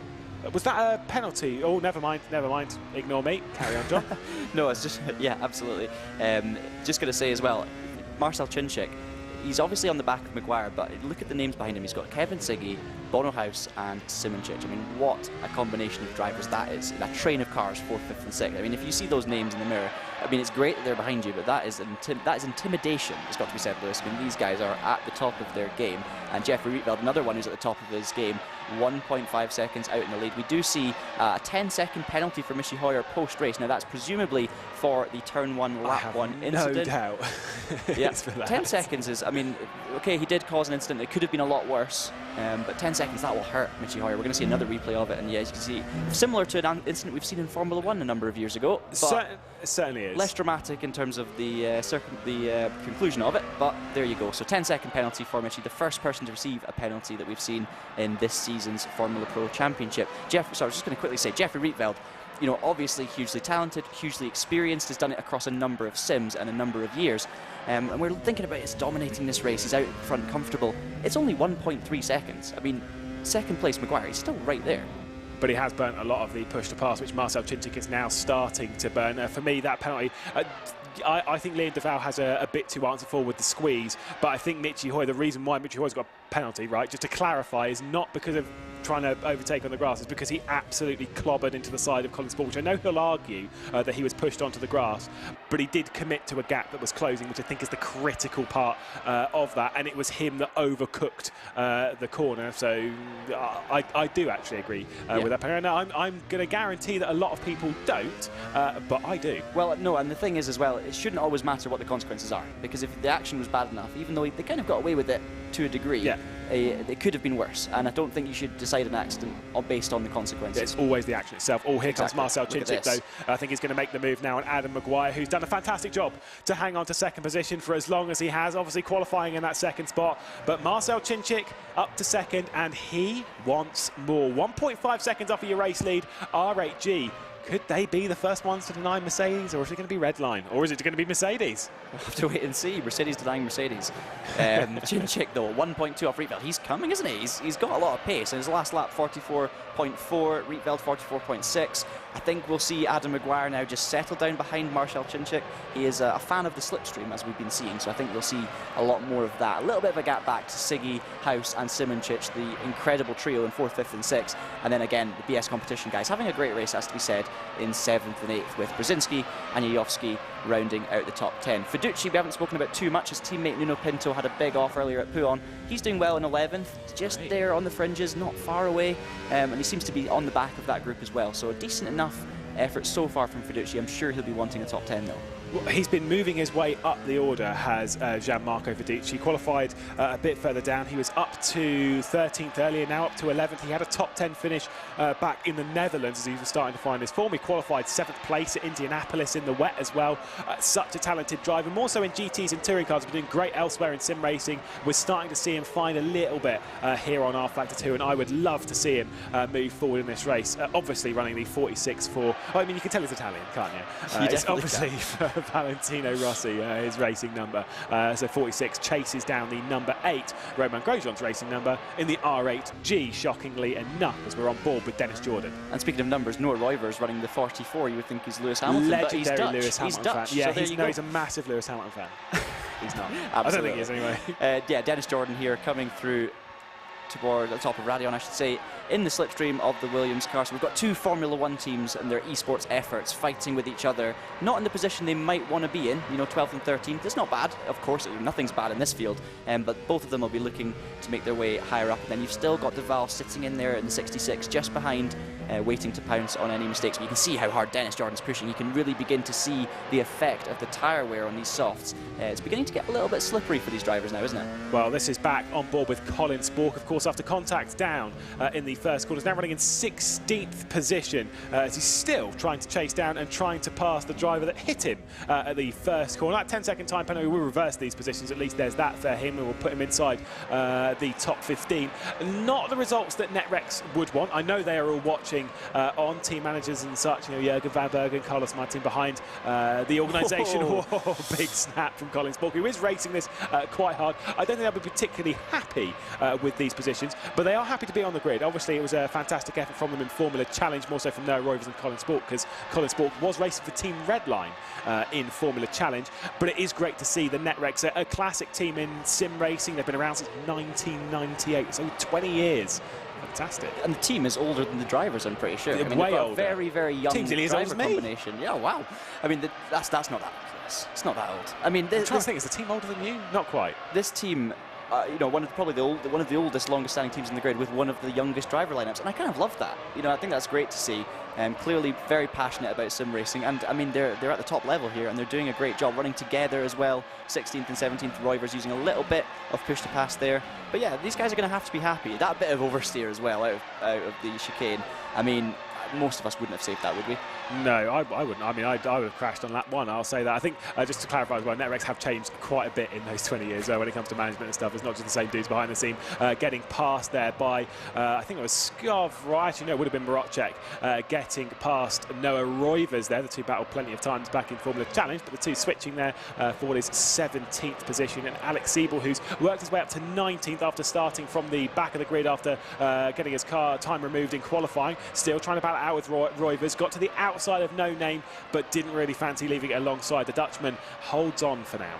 Yeah, and just worth mentioning as well, Bono Huis, fastest man on the track on that last lap. So clearly, whatever issues he was having on and off, Chinchig, he's got it sorted, and he's running really, really well. Yeah, definitely keep an eye on Chinchig as well, because he was 0.2 of a second quicker than Rietveld in that lap, 0.5 of a second quicker on the one before. And look at the gap, Lewis, 0.3 between the lead two. Here it is. You can see Rietveld heading into bus stop, Chinchig very late on the brakes, and to be honest, Adam Maguire sticking in there as well. This race is so far from over. Well, Rietveld has had 3 second-place finishes in Formula Pro last season. We had 1 here, of course, and 2 to end the season, the Netherlands and then in Italy at Monza.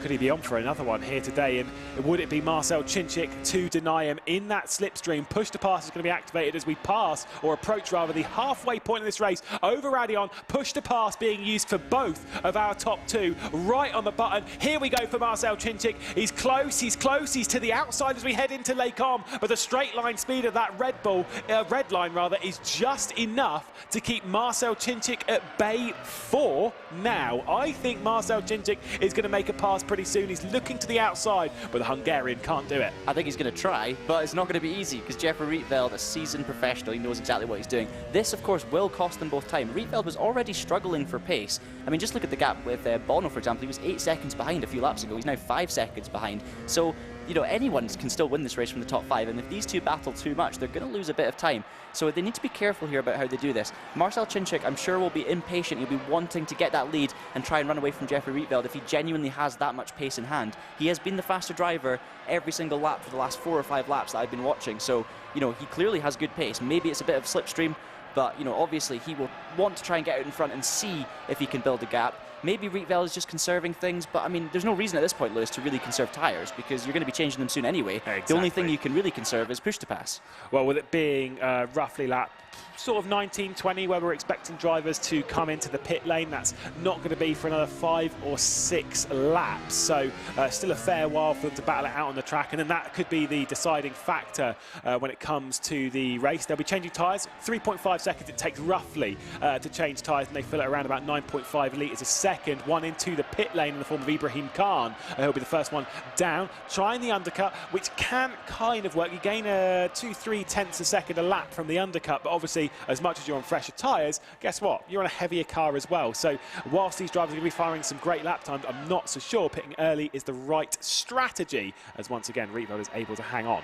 It depends, of course, if you're in traffic as well. You know, if he had to get out of the grip, we see a Netrex car coming in as well as Ibrahim Khan, who's heading now back out of the pit lane, presumably, after making, I think it's Roivers that was in the pit lane there. But yeah, he could be trying to get out of the traffic. As you say, it's a bit of a strange one with an undercut here because you're on heavy fuel. You're not really going to gain that much straight out the pit lane, but you're going to have older tyres for the rest of the race than everyone else by just a lap or two. You know, maybe it'll work, maybe it was traffic, let's wait and see. But, I mean, he's made the move, it's happened now. Only 29 minutes to go, and it's worth saying as well, an early pit stop doesn't mean they're going to be struggling for tyre wear at the end of this race because they started on softs, they've clearly lasted over half an hour, and these mediums should be a little bit harder, obviously a little bit harder, but they won't last, you know, they'll last longer, but not give quite as much ultimate grip. Skolfron, Roivers, Hoyer, Khan, all into the pit lane, all coming out to the medium tyres, of course, and doesn't it just sound right? That V10 scream back in the Ardennes, it's absolutely top-notch. We've got 3 for the race lead, all 3 of them separated now by less than a second. Maguire's right back in this. Here comes Marcel Chinchig. We've gone through Blanchimont. Next up, the heavy braking zone, going down to the bus stop. Chinchig did not fancy it right now. The Hungarian trying to pass the Flying Dutchman at the front of the field. Kevin Siggy and Bono Huis, they are closing in every single lap they battle. One into the background, that is Simoncic into the pit lane. It's Patel into the pit lane as well. I think Yayovsky might have also come down as well. We'll see them all dive in. There is Yayovsky. Who else we got? We've got Brzezinski. We've got Feducci. We've also got Colin Spork in the Netrex Grand Prix car, all coming into pit lane as we pass the halfway point of the race. Who don't we have coming into the pit lane? I think it's more the point. Our As you leaders. see side by side there, yeah, that's true actually. The top 5, none of them pitting, so that's going to be an interesting one. But yeah, as I said, they're going to battle, and this battle between the top 2 has brought instantly Adam Maguire back into play. It's brought Kevin Siggy, Bono Huis within 5 seconds, almost 4 seconds now of the leaders. Because these guys are running at such a high pace, as soon as you start battling just a little bit and you're slightly off in your braking zone, slightly off in your lines, you're just going to lose all of that time instantly because they're so close to the limits. And that's what we're seeing now. Adam Maguire will be licking his lips in 3rd position, only 6 tenths off. He's obviously not been using as much push to pass the last few laps, trying to save some. He's still used more in total, I'm sure of it, than the lead 2. But he's right in this race still, and I'm sure he'll be loving every minute of it. I mean, if Wolves GR Esports can start this season with a podium, big mistake there from Marcel Chinchig, dropping off the first apex going into Fania, or Piff Paff. That was the Piff he missed. Got it hooked up for the Paff though, so don't worry as we head through campus. Every corner around here's got about 3 different names, and they all kind of move around depending on which track. Easier to say though, Lewis. Piff Paff's easier. It's harder on the microphone. It does sound better. Yeah, if you say it properly, which yeah, I exactly. probably can't do. But anyway, we digress. No comment. I did hear you say. That's right. What did you say earlier on the track? Fagnia. Yeah, I can't remember. But yes, Fania. Don't worry, I'm not going to correct you too much on pronunciation because I'm bad at it myself. The top 3 though are diving into the pit lane. Jeffrey Rietveld, Marcel Chinchig, and Adam Maguire. Near contact as they break. That is Bono Huis. Kevin Siggy though has stayed out. He's going off strategy, and I like that because he's not coming into a busy pit lane where contact. Just to clarify, it's on. You can crash in pit lane. We saw that so many times in the Le Mans Virtual Series. Yeah, absolutely, and this gives Kevin Siggy a clean run into the pits. He's got nobody blocking his view. He can go in, attack. I'm sure he will have practiced it, by the way. Kevin Siggy, meticulous with his practice. He definitely will have practiced his entry. He'll have the braking point nailed to the meter. So let's see where he comes out. It's going to be very interesting. You can see there just about the Redline car hanging on from R8G as they head out the pit. So very similar pit stop times. Clearly, the order stays the same. I'd say Rietveld, if anything's gained a little bit, but the other 2 are still very close together. And who was that in that mix? Ferris Stanley, the legendary rocket driver. They're struggling now. Though. They are not doing well. They're running in the final positions on the race. Obviously, 21st and 22nd pre-pit stop. If their team manager Mike Yow and Ed Trevelyan Johnson are watching, sorry, just basically throwing you under the bus. We have to represent a little bit, but it is not going so well for Rocket Sim Sports. They are not finding their way in the Formula Pro Series of 2022, but plenty of teams are, including this one. BS Competition after stealing one of their drivers from Rocket, of course, Ibrahim Khan behind the wheel. The 2 of them, Mohamed Patel and Ibrahim Khan, post-pit stop, 10th and 11th. Of course, they'll move up the order after others pit. It's going really, really well. Siggy, loads of clean air. Do you know what's going to be interesting here, Lewis? Dennis Jordan, P2, is he going to try and stay out as long as possible? Because he could have a major impact on this race. If he holds up a little bit, the car's behind. By the way, hang on a second, De Waal is ahead of Rietveld. Because Duval's not pitted yet. Oh, of course. I'm thinking of Adam Maguire. Ignore me. Ignore me. You'll go for the other Wolves car. Here was comes getting ahead of myself. Siggy into the pit lane. I'm pretty sure that is in like the Redline studio thing. They've kind of got a Redline esports place. They're setting it up at the moment, trying to go after the thing that Coander and stuff have, obviously, with their esports studio and the esports house. Logitech Altus Esports and Apex and stuff. They all have the esports facilities. Redline trying to get their own up and running properly. As here comes a move to the outside. I'm pretty sure Ferrastani will be coming to the pit lane this time by. Certainly is, and that kind of made Adam Maguire hesitate just a little bit. Marcel Chinchig got the move done. Maguire dropped back a little bit, and Bono Huis is closing in, and he might well be challenging for what will become 4th place. Absolutely, yeah, and then Siggy, obviously, it's going to be interesting to see where he comes out as well. There he is, just behind, but not far. Bono is right back in this, you know, he really is. Rietveld managed to get a little bit of a gap, and Chinchig got held up by the rocket car in the end. So yeah, that's changed things a little bit. I think Jeffrey Rietveld was the big gainer. It's clear to see 3-second lead. Bono now on the back of Chinchig and Maguire, so it's going to be a different three-way battle, this time for second instead of first. But I mean, it's been a good recovery, you've got to say, from Bono. Kevin Siggy not far behind in 5th as well. I mean, I'm devastated that Jarno Opmeer is no longer in this race. Would love to have seen him a part of this battle, and I have no doubt that he would have been. We're not sure what happened with their technical issues, which we believe, just to update you, Jarno Opmeer out of the race. What we believe was technical issues on their side with equipment or something in the such. Not 100% sure. We'd need to get confirmation, which of course you can all find out later on in a post-race write-up on traction.gg. But for now, we'll have to sit in the dark about it and only wonder. Bono Huis had similar or sort of same issues. He had issues around the same time, but has managed to overcome them and is rising back up. And you are absolutely right. He is in 4th place behind Adam Maguire, behind Marcel Chinchig, and your race leader, Jeffrey Rietveld, who's pulled out to 3 seconds through the pit lane sequence. Do you know, not much really changed in terms of positions in that pit stop sequence, because you've still got the likes of Patel and Khan 7th and 8th, Gajowski 9th, Brzezinski 10th. It's all been fairly calm and fairly, you know, consistent, which I think just shows you how close to the limits these drivers are.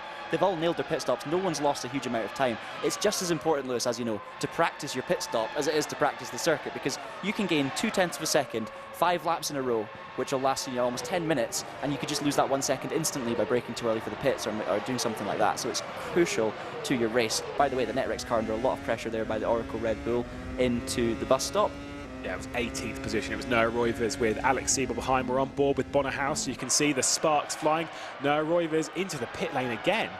Maybe there was more issues. We did see Roivers into the pit lane. He got a little bit balked in the pit lane, so he had to back off a little bit. Here comes, though, Bono Huis looking to the outside. He'd have to really throw it in. Oh, there's a bit of a brush, though, as he runs all the way around. They're going to come together, and Adam Maguire has been sent around. It's into the path, though, of Kevin Siggy. That's the big question here, and what will race control say about that? There is Maguire rejoining behind the 2 BS Competitions cars, basically into the side of Erhan Gajowski, and after such a good drive, the podium looked like it might have happened. Bono Huis has said something about that, but will race control?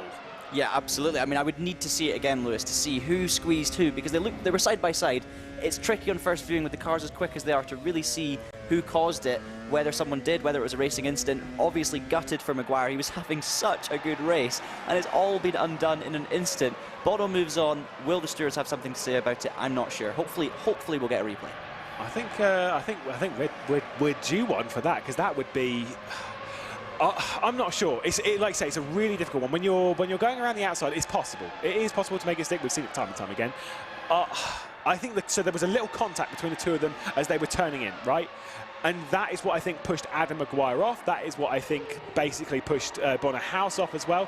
Would you classify that as a racing incident? If that is the case, we don't know. We'd have to wait and see. That is not our decision, and that's why we're not in race control. We're sat here in the in the high highs of the commentary booth, where we can say our judgment, and it means absolutely nothing, as we'll see this battle for 10th spot, Brzezinski against Dennis Jordan. Here is the replay as we're on board.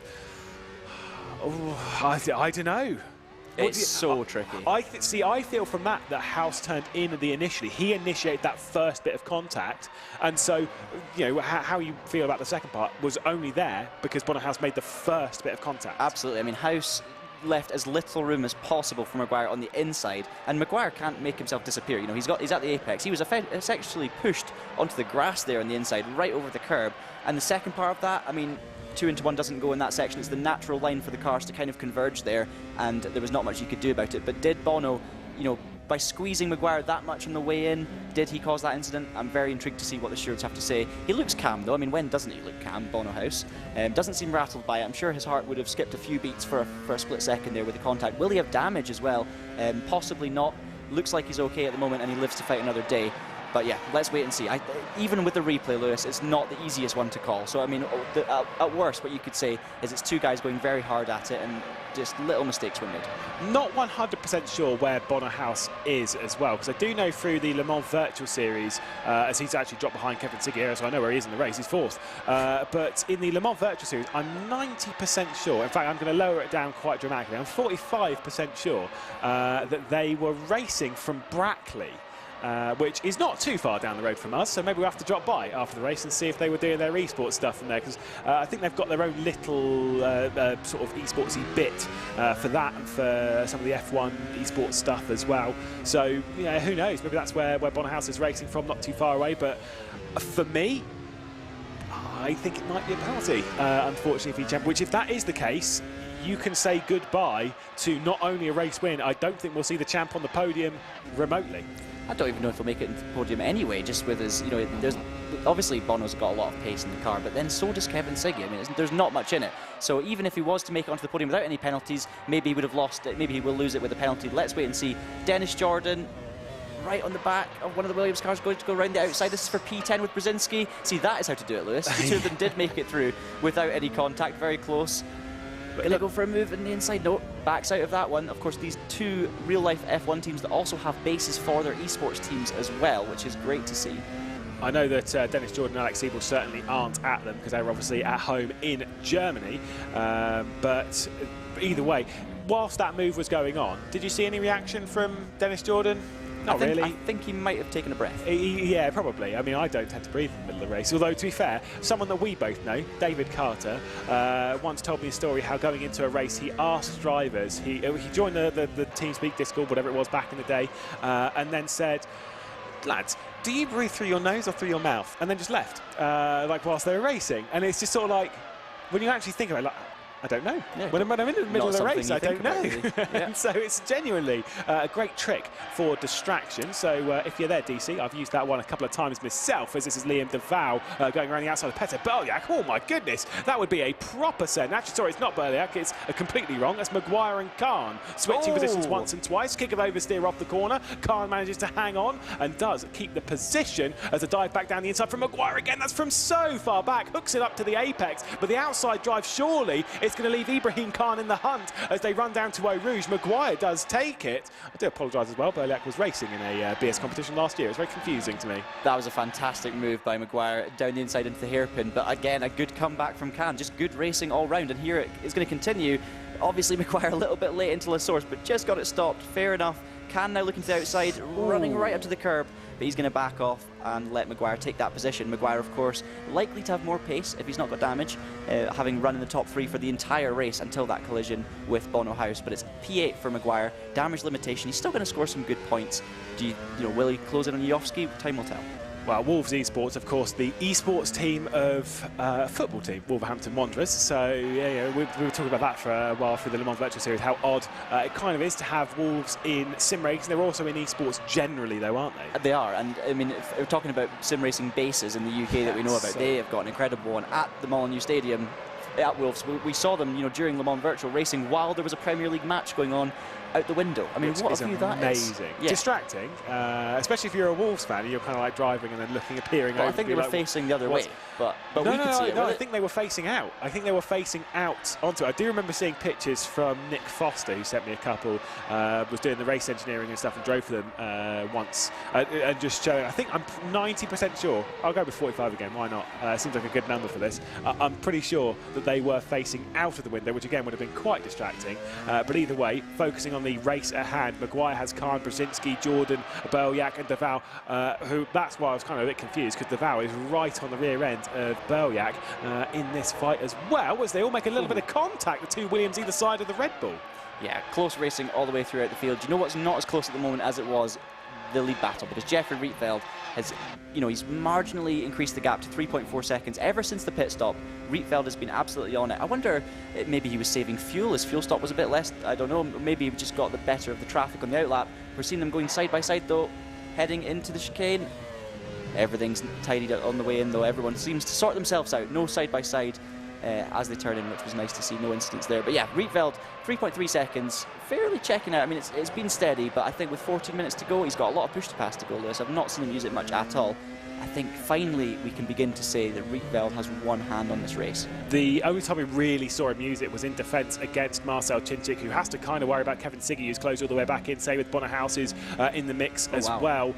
Could we see those two back onto the podium? I think that would be, and this is unfortunate for them in a sense, if I say this, but I'm going to say it on air, it'd be a pretty boring podium if it was Rietveld, Siggy and Huis again. We've seen them on the podium, I think 4 times last year. The incredible consistency from them. They were both on all 3 of them were on the podium here. They're all on the podium in Germany. They're all on the podium in our season finale at Monza as well. So it's 3 times that we've seen those 3 names on the podium. Marcel Chinchig looking for his 2nd podium in the series, but also looking potentially for a win. 14 minutes to go, 3 seconds to catch. It is entirely possible that he can do so, but the 4 of them way clear of Jarno, who's in a bit of a boring race himself. There's a bit of push to pass in effect there from Marcel Chinchig. The gap behind to Mohamed Patel, Yajowski, Maguire, and then this kind of cluster that we've got here. Maguire, Khan, Brzezinski, Berliak, Dennis Jordan, who we were focused on there. We're back on board with Berliak, who's behind his teammate in Brzezinski in 10th spot. Yeah, both Williams cars running well, 10th and 11th. They'll want to, gain a few more positions. The likes of BS competition, just a few positions ahead, but that will be, a much better race for them. If they pick up 6th and 9th, that's great points. Another move there between the Wolves and the Red Bull. That looks like Duval, or is that Maguire? I think that's Duval making his way past Dennis Jordan and up into 12th position. Backwards. Yeah, it's not been the best race for Dennis. I mean, he was doing really well at the start, and it's just kind of falling apart a little bit. But in general, for Oracle Red Bull, this is not a great start for their season. It has to be said. They've, obviously, disaster for Alex Siebel, not even making the grid. And Dennis Jordan's kind of been, actually, no, sorry, I say that. Alex Siebel did, of course, make the grid, but I think he started from the back, didn't he? Because he had issues on the way in.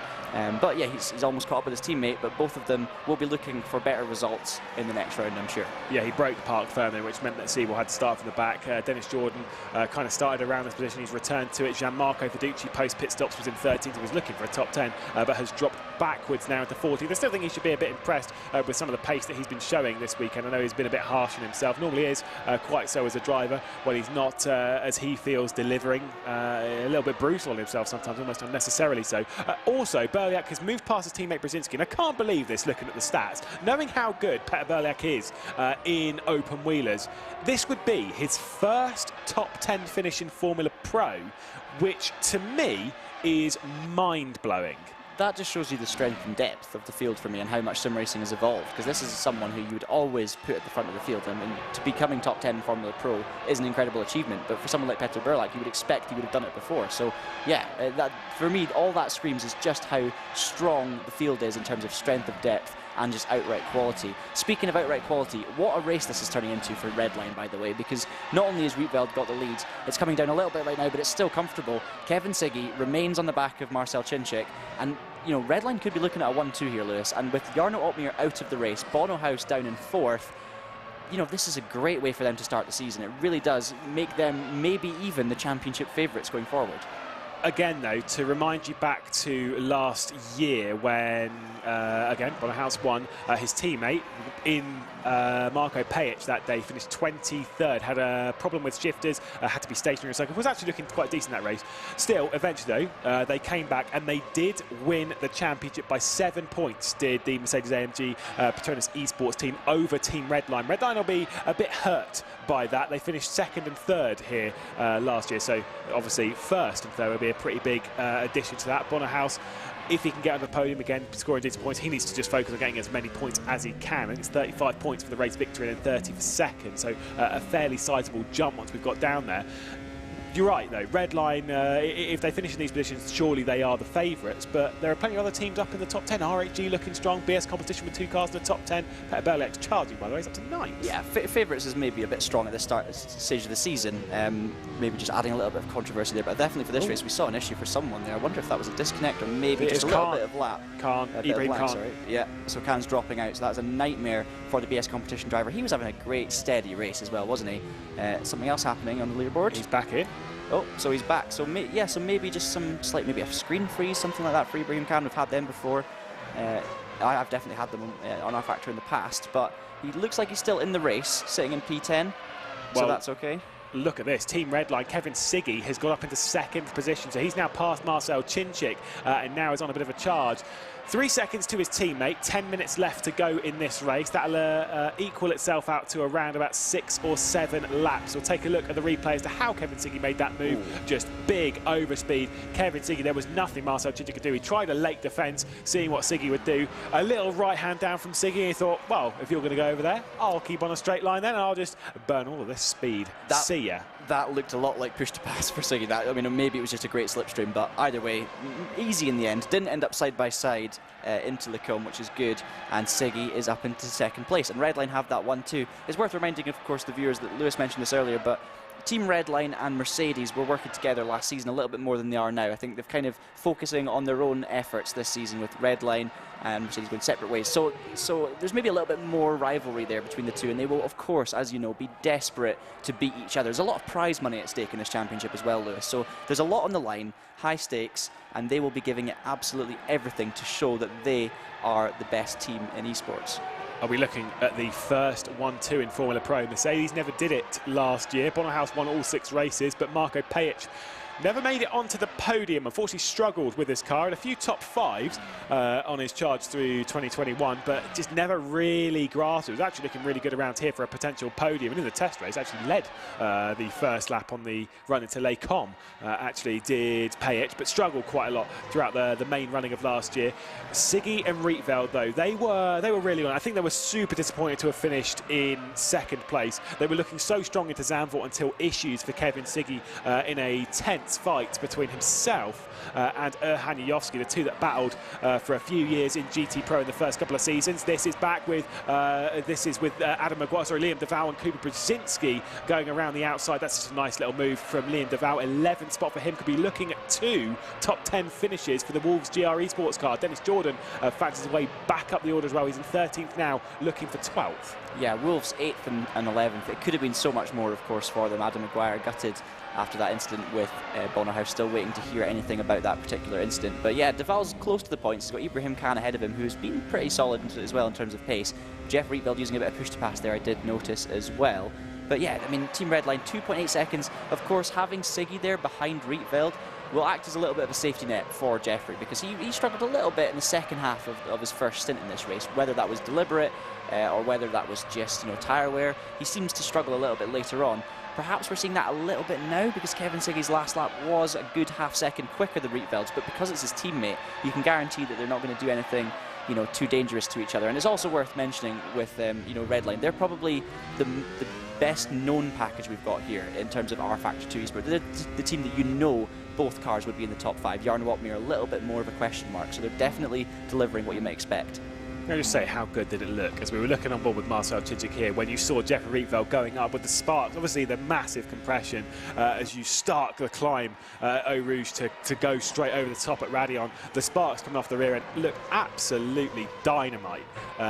Did that for Rietveld, but I'm not sure I agree. I think if Siggy gets there, Siggy's going for it. Siggy's the kind of driver he likes to win. I mean, every driver does, for sure, but he's one that will definitely go for it. This is back with Brzezinski getting past Liam Deval. Fiduci's also trying to attack Jordan in the background. Deval under attack. Brzezinski's got this. He's overlooked. Oh, there's contact between the two. Brzezinski's gone for a spin. Dennis Jordan one way, Fiduci the other. Well avoided, lads. That was top-notch. Yeah, well done, everyone. That is a skill in itself, avoiding accidents, and they all absolutely nailed that one. And Brzezinski as well did well to hit the brakes, stay in the middle of the road, and they went either way. Obviously, a real shame for Brzezinski because he was running right on the fringes of the top 10, but other people move up. Jordan up to 12th. Fiduci, who's kind of been up and down a little bit, he got up to 11th place earlier, then he's dropped back, now back up to 13th as well. Yeah, they all live to fight another day, which is the main thing. I mean, Fiduci's actually been really well in esports this year. What have you seen? So, no, just seeing here, the gap between Marcel Chinchig and Kevin Siggy for P2 went down to about 0.2 of a second through Blanchimont. You see Siggy getting back on the push to pass, managing to hold on, but it was so close as they approached bus stop. Bono Huis is not out of the fight here for second either. Only 5.5 minutes to go, so maybe 3 laps, something like that, depending on when the leaders cross the line. But yeah, this is getting juicy now, and more moves happening. Another R8G car, again another team that this is turning into a great day for. Yuyovsky fighting for 6th with Mohamed Patel, his teammate Chinchig up on the podium positions. Who's going to get the better of this one? R8G car round the outside, but no, it's not quite going to hold on. Patel remains in P6, Yuyovsky down to P7. Will have a slipstream through Eau Rouge and Radion, so this could definitely get a bit spicy into the Cote. Yeah, that was pretty tight as they ran through La Source. Here comes Patel. Yuyovsky on the push to pass. He's closing. He's to the outside as they hit Les Combes. Let's see if he can make the move. We've seen a couple of overtakes around the outside. We've seen a couple of struggles. He does back out of it. The two-time GT Pro champion backed out of it, but Mohamed Patel decided to skip over at Les Combes and hang on to the position. I mean, they weren't fully alongside, but I don't think Race Control will like that one too much. Yeah, it depends on whether he gained an advantage, but it's not always about gaining advantages. It's sometimes about not losing out. And by, he missed the corner, he should have to pay the price for that, right? If he's managed to hold his position, not lose any time, even if he didn't actually gain time, I'm always a bit unsure about that. I think the driver has to lose out if they've made that kind of mistake and been forced off the track. So let's wait and see what the stewards are going to do, if they are indeed going to do anything. I believe we've got a replay coming up soon of the Brzezinski spin. I think we will, but for Mohamed Patel, for BS competition, I mean, obviously team manager Florian Hasper will be watching and thinking, please don't. Big day for him, or big weekend for him over the weekend. There is Mohamed Patel skipping the chicane. I mean, I'm not so sure with that. I'm kind of like, it should be a penalty, but I'm like, yeah, but a penalty's harsh. A penalty's really harsh.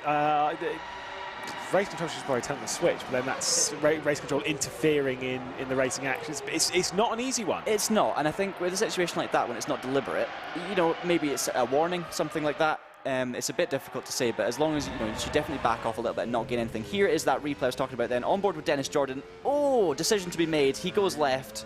Carbide goes right, and yeah, just looked like 2 into 1 didn't go. Fairly simple. Ooh. Here's a move for P3, and we thought, another bit of contact for Bono Huis into Les Combes. That's the second time Bono has been side by side to that corner, and the second time contact has been made. I honestly thought Chinchig was close to Siggy, but in actual fact, it's Bono that's making the move on Chinchig. Yeah, he was giving it a good go as Erhan Yuyovsky, also 7th position. He fancies 6th place. He's got Burliak behind. He's got Maguire behind, as well as his bit of a recovery drive. But Yuyovsky, the Macedonian, now wants Patel's 6th place. There's no way he's going to catch Jarno Simičić in the next 2 laps, which we'll have left here at Spa. 3-second lead that Rietveld's got. Now it's 1.4 back to Marcel Chinchig as Bono Huis is on the case wanting that podium. And I think he might well get it, but because Marcel Chinchig doesn't seem quite as fast as he was in the first stint of the race. It's difficult. It's toing and froing, to be honest, because Chinchig was right on the back of Siggy for a while, and you're thinking, okay, here we go. But then suddenly Huis is on the back of Chinchig. It's so tricky. These guys are so closely matched, Lewis. With slipstreams and with battling, it's so tricky to actually build up any sort of gap. And one little mistake, one little switch in terms of your racing line, being offline in the braking zone, you can lose a second very, very quickly.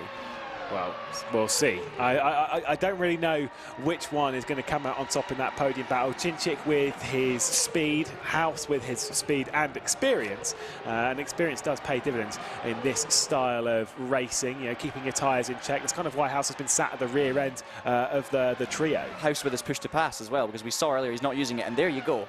Bono Huis on the push to pass. Marcel Chinchig not on it, not got much left. Siggy's using some, Huis is back on. I think Chinchig's got nothing left in terms of push to pass because he would have defended there. He didn't. Bono takes P3, and after the situation we saw earlier, Lewis, it looked like he may have even been retiring from the race. He was really slow for a few corners. It's been a good recovery, it has to be said. I said he's waited to use the push to pass until late in this race. He's held on for an awfully long period of time. We said we didn't see him use any really in the first portion of the race. Now the top 3, I'd expect will kind of use it quite a lot over this lap, which I'm pretty sure might be the last one. It will be pretty close with Siggy. The yellow flag comes out in sector 2. 2022. Who was that? Just having a look at the timing screen, see if we can spot that. There it is. It's Dennis Jordan. Alex Siebel having issues with one of the net Rexes coming through as well. There's one of the Rocket Sim Sports cars as well.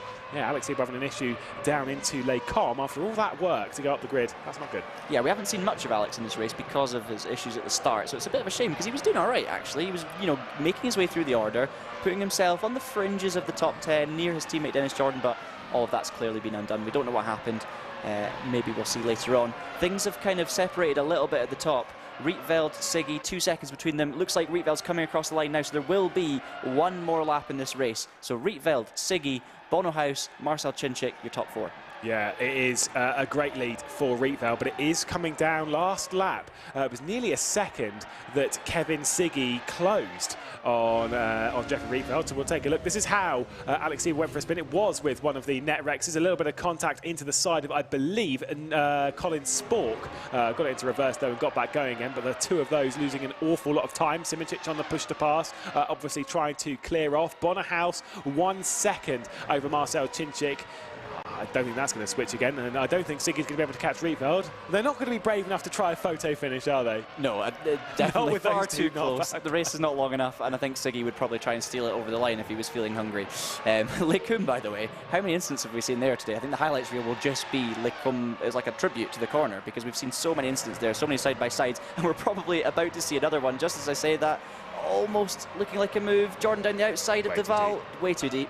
As you say, misses the corner, runs across it and does the right thing, fills in behind, and he will have another go at Duval here. Maybe he's going to have a go into the next corner. That was a bit quicker than I expected, but these two, I'm sure, will fight it out all the way through this last lap. Yeah, it was just down into Roivers. Liam Duval going a little bit defensive there, just trying to keep Dennis Jordan at bay. We'll watch this battle as we'll keep our eye, obviously, behind the scenes on what's happening with Rietveld. The push to pass being burnt. Dennis Jordan looking to try and grab 11th spot for Ducci, also not too far behind in the Formula Challenge champion. Done good work in this race to work his way up into 14th spot.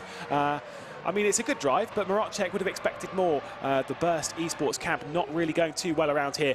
One team that is, though, Team Redline. Jeffrey Rietveld wins the first race of the season here in Formula Pro in 2022. Our first winner and the first time that Bono Huis has not won a race. Rietveld from pole. Rietveld, your winner. Siggy and Huis behind. Marcel Chinchig denied. Simoncic across the line in a race all by himself as the tight battling Dennis Jordan around the outside into the bus stop chicane. Is there going to be a bit of contact? The drag race to the line. It's going to be tight, but Dennis Jordan is going to grab 11th spot.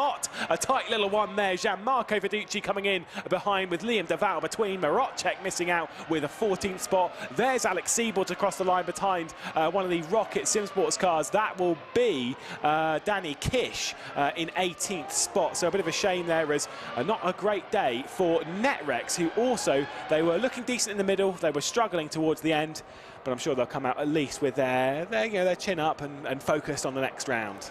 Wow, this championship has just burst into life in the opening round. You can see there, Team Redline taking the win. I wonder if Rietveld's actually out of fuel. Kevin Siggy seems to be pushing him along the straight, but Jeffrey Rietveld, okay, apart from the pit stop phase, he led from lights to flag. It was a phenomenal performance. It looked close at times, things got a little bit dicey, but he kept his head, kept it cool. Kevin Siggy worked his way up slowly towards the front.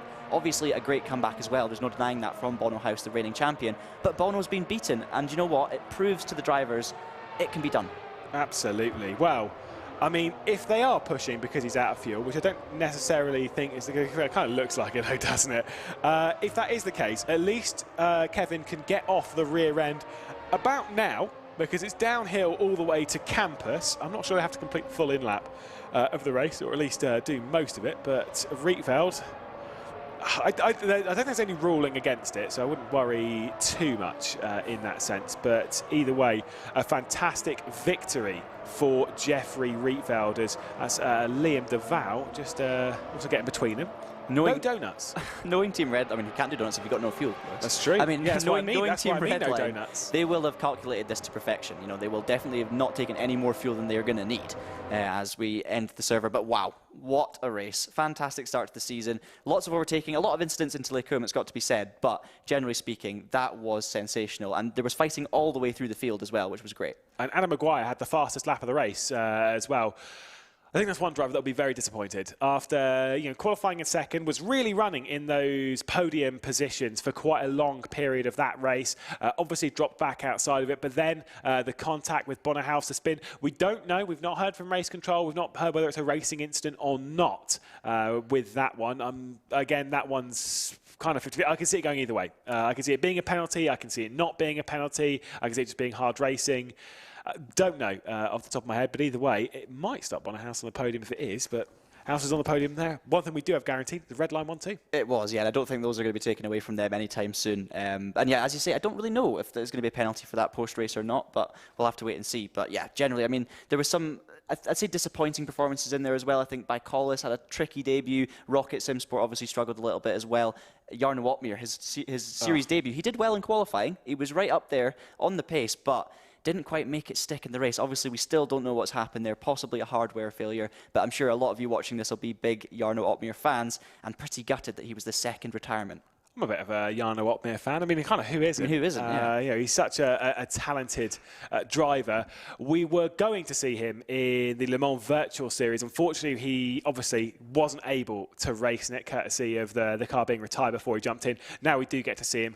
And we didn't see him for very long. The technical issue, it happens. We don't know exactly what it was, but hopefully they get that sorted for the next round. Yeah, fingers crossed. And maybe that is down to Jarno's lack of experience with R-Factor. I mean, I'm speculating completely there, and I don't want to say that because it might just be complete bad luck. But he is newer to this sim than a lot of the other guys in the field. Maybe that would have had something to do with it in terms of setting up. But as I say, pure speculation. We'll have to wait and see. But yeah. Depends if they're racing down in, like I say, if they were racing down in Brackley. I'm not 100% sure, just because of the setup and stuff. You could see where Bono Huis was. There was a lot going on behind him as well. If they were racing from Brackley, again, I want to drop by. I want to see what's going on down there. It's really not far. It's like 5 miles down the road. Exactly. I went to the shops in Brackley on my way up here. I'd drop by. But either way, if that is the case, then maybe it's still a learning side of things from that side. Obviously, with all these teams now setting up their own esports studios. You said Williams have their own. Redline are setting up their own. We know Commander, obviously not in this series, but Commander have one. Various others do have one. But realistically, some of it's quite tricky to set up, isn't it? It is, yeah, absolutely. But it's good to see that the direction the industry is going in with all of these places. Oracle Red Bull have an incredible setup as well. We've been down there a few times with Traction, and it's just great to see so many people and big names, big sponsors getting involved in this kind of series. We talked about Wolves earlier. Big shout out to Adam Maguire, as Lewis was saying. He had a great race and didn't really deserve to end up outside of that top 8. I mean, he was definitely on track for a podium, it has to be said. So he's, for me, is one of the underdog stars of that race. We just hope that Wolves GR Esports won't struggle like they did back in 2021. They started out strong and then they dropped off quite a lot. We'll have to wait and see. Of course, when it comes to the Formula Series, though, it's not just Formula Pro that this is all about. In a week's time, we'll be back at Spa. We'll be with Formula Challenge. We'll be seeing some of the younger superstars, some of the new drivers. Of course, last season, that's why we have the Bicoles Burst Esports. It's why we have Netrex Grand Prix, and because it was the great drives from Marotchek and from Roivers through the season that got them into Formula Pro. Going to be a tricky run as well. I know we've got drivers. Our race of the season, a winner, of course, Turka Hakkinen is in the Formula Challenge Series. With Formula Challenge coming up, let's take a look.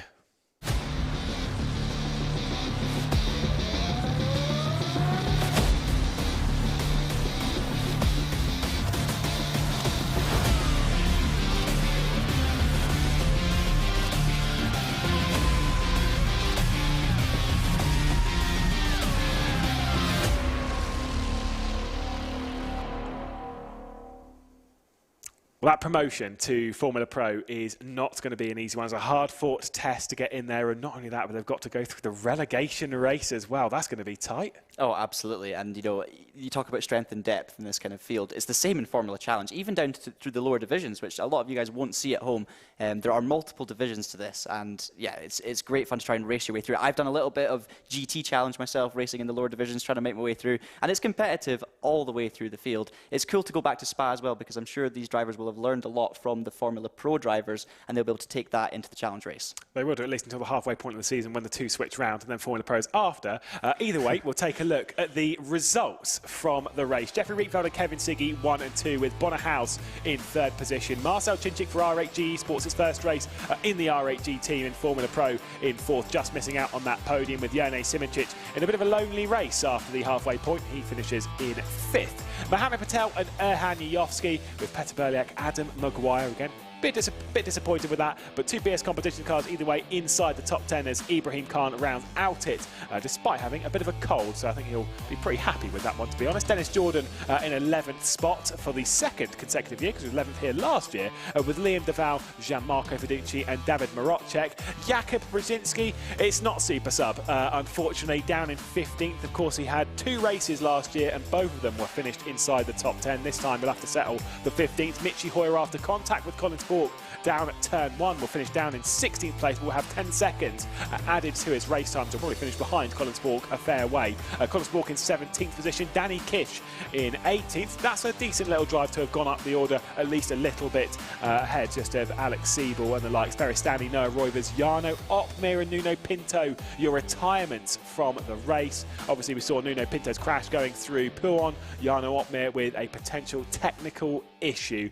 A bit of a shame, those things do happen though. Technical issues are a natural part of sim racing and in motorsport, but I mean, one day we'll be able to catch up, by the way, with Jeffrey. But I'm desperate to hear his thoughts on the race. Finally, a driver has been able to beat Bono Huis, but it is another Dutchman, so clearly you have to be Dutch to do well in the series. I mean, Dutch motorsport in general and sim racing has been huge over the last few years, and obviously Max Verstappen winning the championship in Formula 1 last year. But I mean, I have to say the Dutch contingent in sim racing has been there forever. I mean, we've been in sim racing for a long time, and I have to say that the Netherlands produce a lot of the top sim racers in the world across many different platforms as well. I wonder why that is. Like, what is it about the Netherlands that makes you very fast? Yeah, and this is not like sarcasm. This is not like oh well, Max Verstappen's doing well, and so obviously all the Dutch have flocked to sim race. Not true. Not even remotely. When you look at Bono Huis and when you look at Jeffrey Rietveldt, they were racing at the top of any open wheel championships, particularly here on R Factor,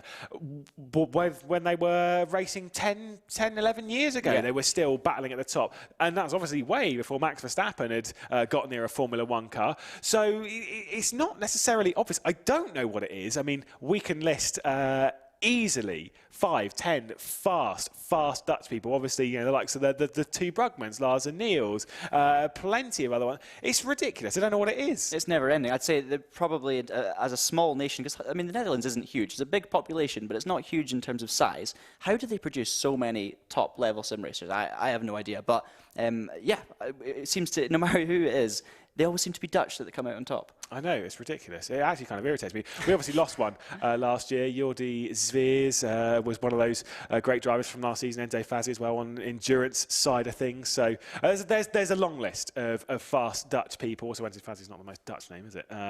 Well done, Netherlands, though, in general. I mean, honestly, it's so impressive. I mean, we've got lists of drivers. There are weird nations that pop up. Slovenia, another one that has, Siggy and Simoncic. How many things have they won? Macedonia with Erhan Yofsky. There's a couple of weird nations. Oh, weird is probably the wrong word. There's a couple of oddities on there that you kind of be like, oh wow, that's quite cool. I'm kind of disappointed. British sim racers, we're not quite as good anymore. I don't know. There's a few very, very good British sim racers out there. But yeah. Yeah, indeed. Well, we will get an interview. This time, though, it is with Kevin Siggy. Rachel Downey is in the booth.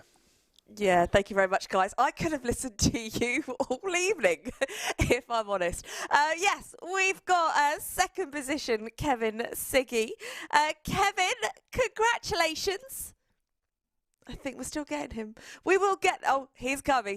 We will get there with one of our drivers this evening. So Kevin Siggy second. It's obviously our very first 1-2 for Redline of the season, our very first race of the season, and Kevin's there. Kevin, can you hear me? I can. Can you hear me? I can indeed. Kevin second. Congratulations. There was a lot of drama, a lot going on with second, third, fourth. Talk us through the race. Yeah, I mean, the race was kind of hectic for me, but in my opinion, I was just kind of trying to keep a low composure and kind of stick around just behind the guys, slipstream each other, and kind of preserve my push to pass, which I did absolutely brilliantly, I think. So I was really able to just easily fly past with having 50 seconds to go on the push to pass, which was one of the easiest overtakes I've ever done on this track, even easier than with DRS. So that was quite it. I mean, it wasn't anything special apart from a couple of crashes that happened in front of me. I was able to get around them pretty easily. So otherwise, pretty straightforward race. But coming from P7, I'm really happy that I get P2 as well. Yeah, an incredible race for you. Started, like you said, from P7. Redline, Team Redline, 1-2, the very beginning of the season. What's that like for you guys to be, well, dominant already going into Monza? I mean, it's obviously an amazing feeling that we finally got a 1-2 in this series. Unlike last year, it was just unfortunate we couldn't get it. But this year, we're coming back stronger. We have better setups, better work ethic. So I think we're looking pretty good for the next couple of races as well, even with the ballast that we're having. So that's pretty much it. I mean, we are really happy with the performance today, even though the grip didn't really help us because I think there was a little bit less grip than what we prepared for, but nevertheless it was still a good result, and we couldn't be happier for it. Yeah, it's a fantastic result. Actually, one question and last question that I personally want to ask you. You've ended this race on a high. You've got 2 weeks until Monza. So are you going to just practice on the sim literally all day and night, or are you just going to take it a little bit easy, knowing that you're already dominating? Well, tomorrow I have to start practicing on another series. I think I've got like three different series to do at the same time, so it's going to be a little bit hectic, as well as traveling to Austria and Germany for like some special event. So my schedule is going to be quite hectic for like literally every day. So I'm not even sure if I'm going to find as much time for Formula Pro as I did right now, which I can assure you I did like 600 laps of practice, which was quite a lot. But right now, I'm hoping that in the coming days, I can just start with Monza as soon as possible and just work on the setup. Probably literally already tomorrow or in 2 days, but it will depend on what I have in store with the other series. Well, Kevin, a very busy man indeed. Well, look, congratulations. A brilliant way to start the season. Good luck with everything else you're doing, and we'll see you in Monza. Thank you. Appreciate it. Well, not only is Kevin very busy, but our Factor 2 has been very busy. We have dropped some new content today, and we're going to have a very quick look at it with all the young superstars that are firm favourites here with our Factor 2.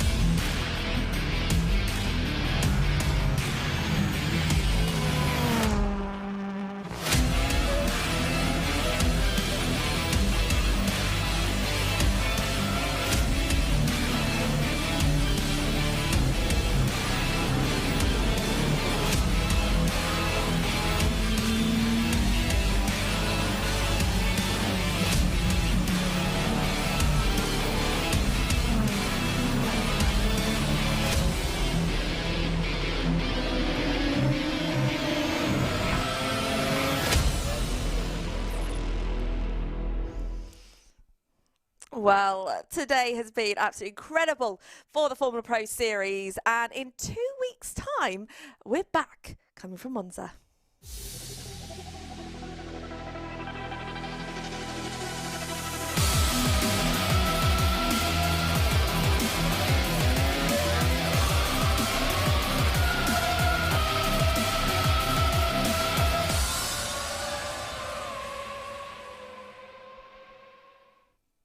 Well, that's it. Thank you so much for joining us today, for me as well, my very, very first Formula Pro Series. So have a wonderful evening wherever you are, and thank you, and see us again in 2 weeks' time from Monza.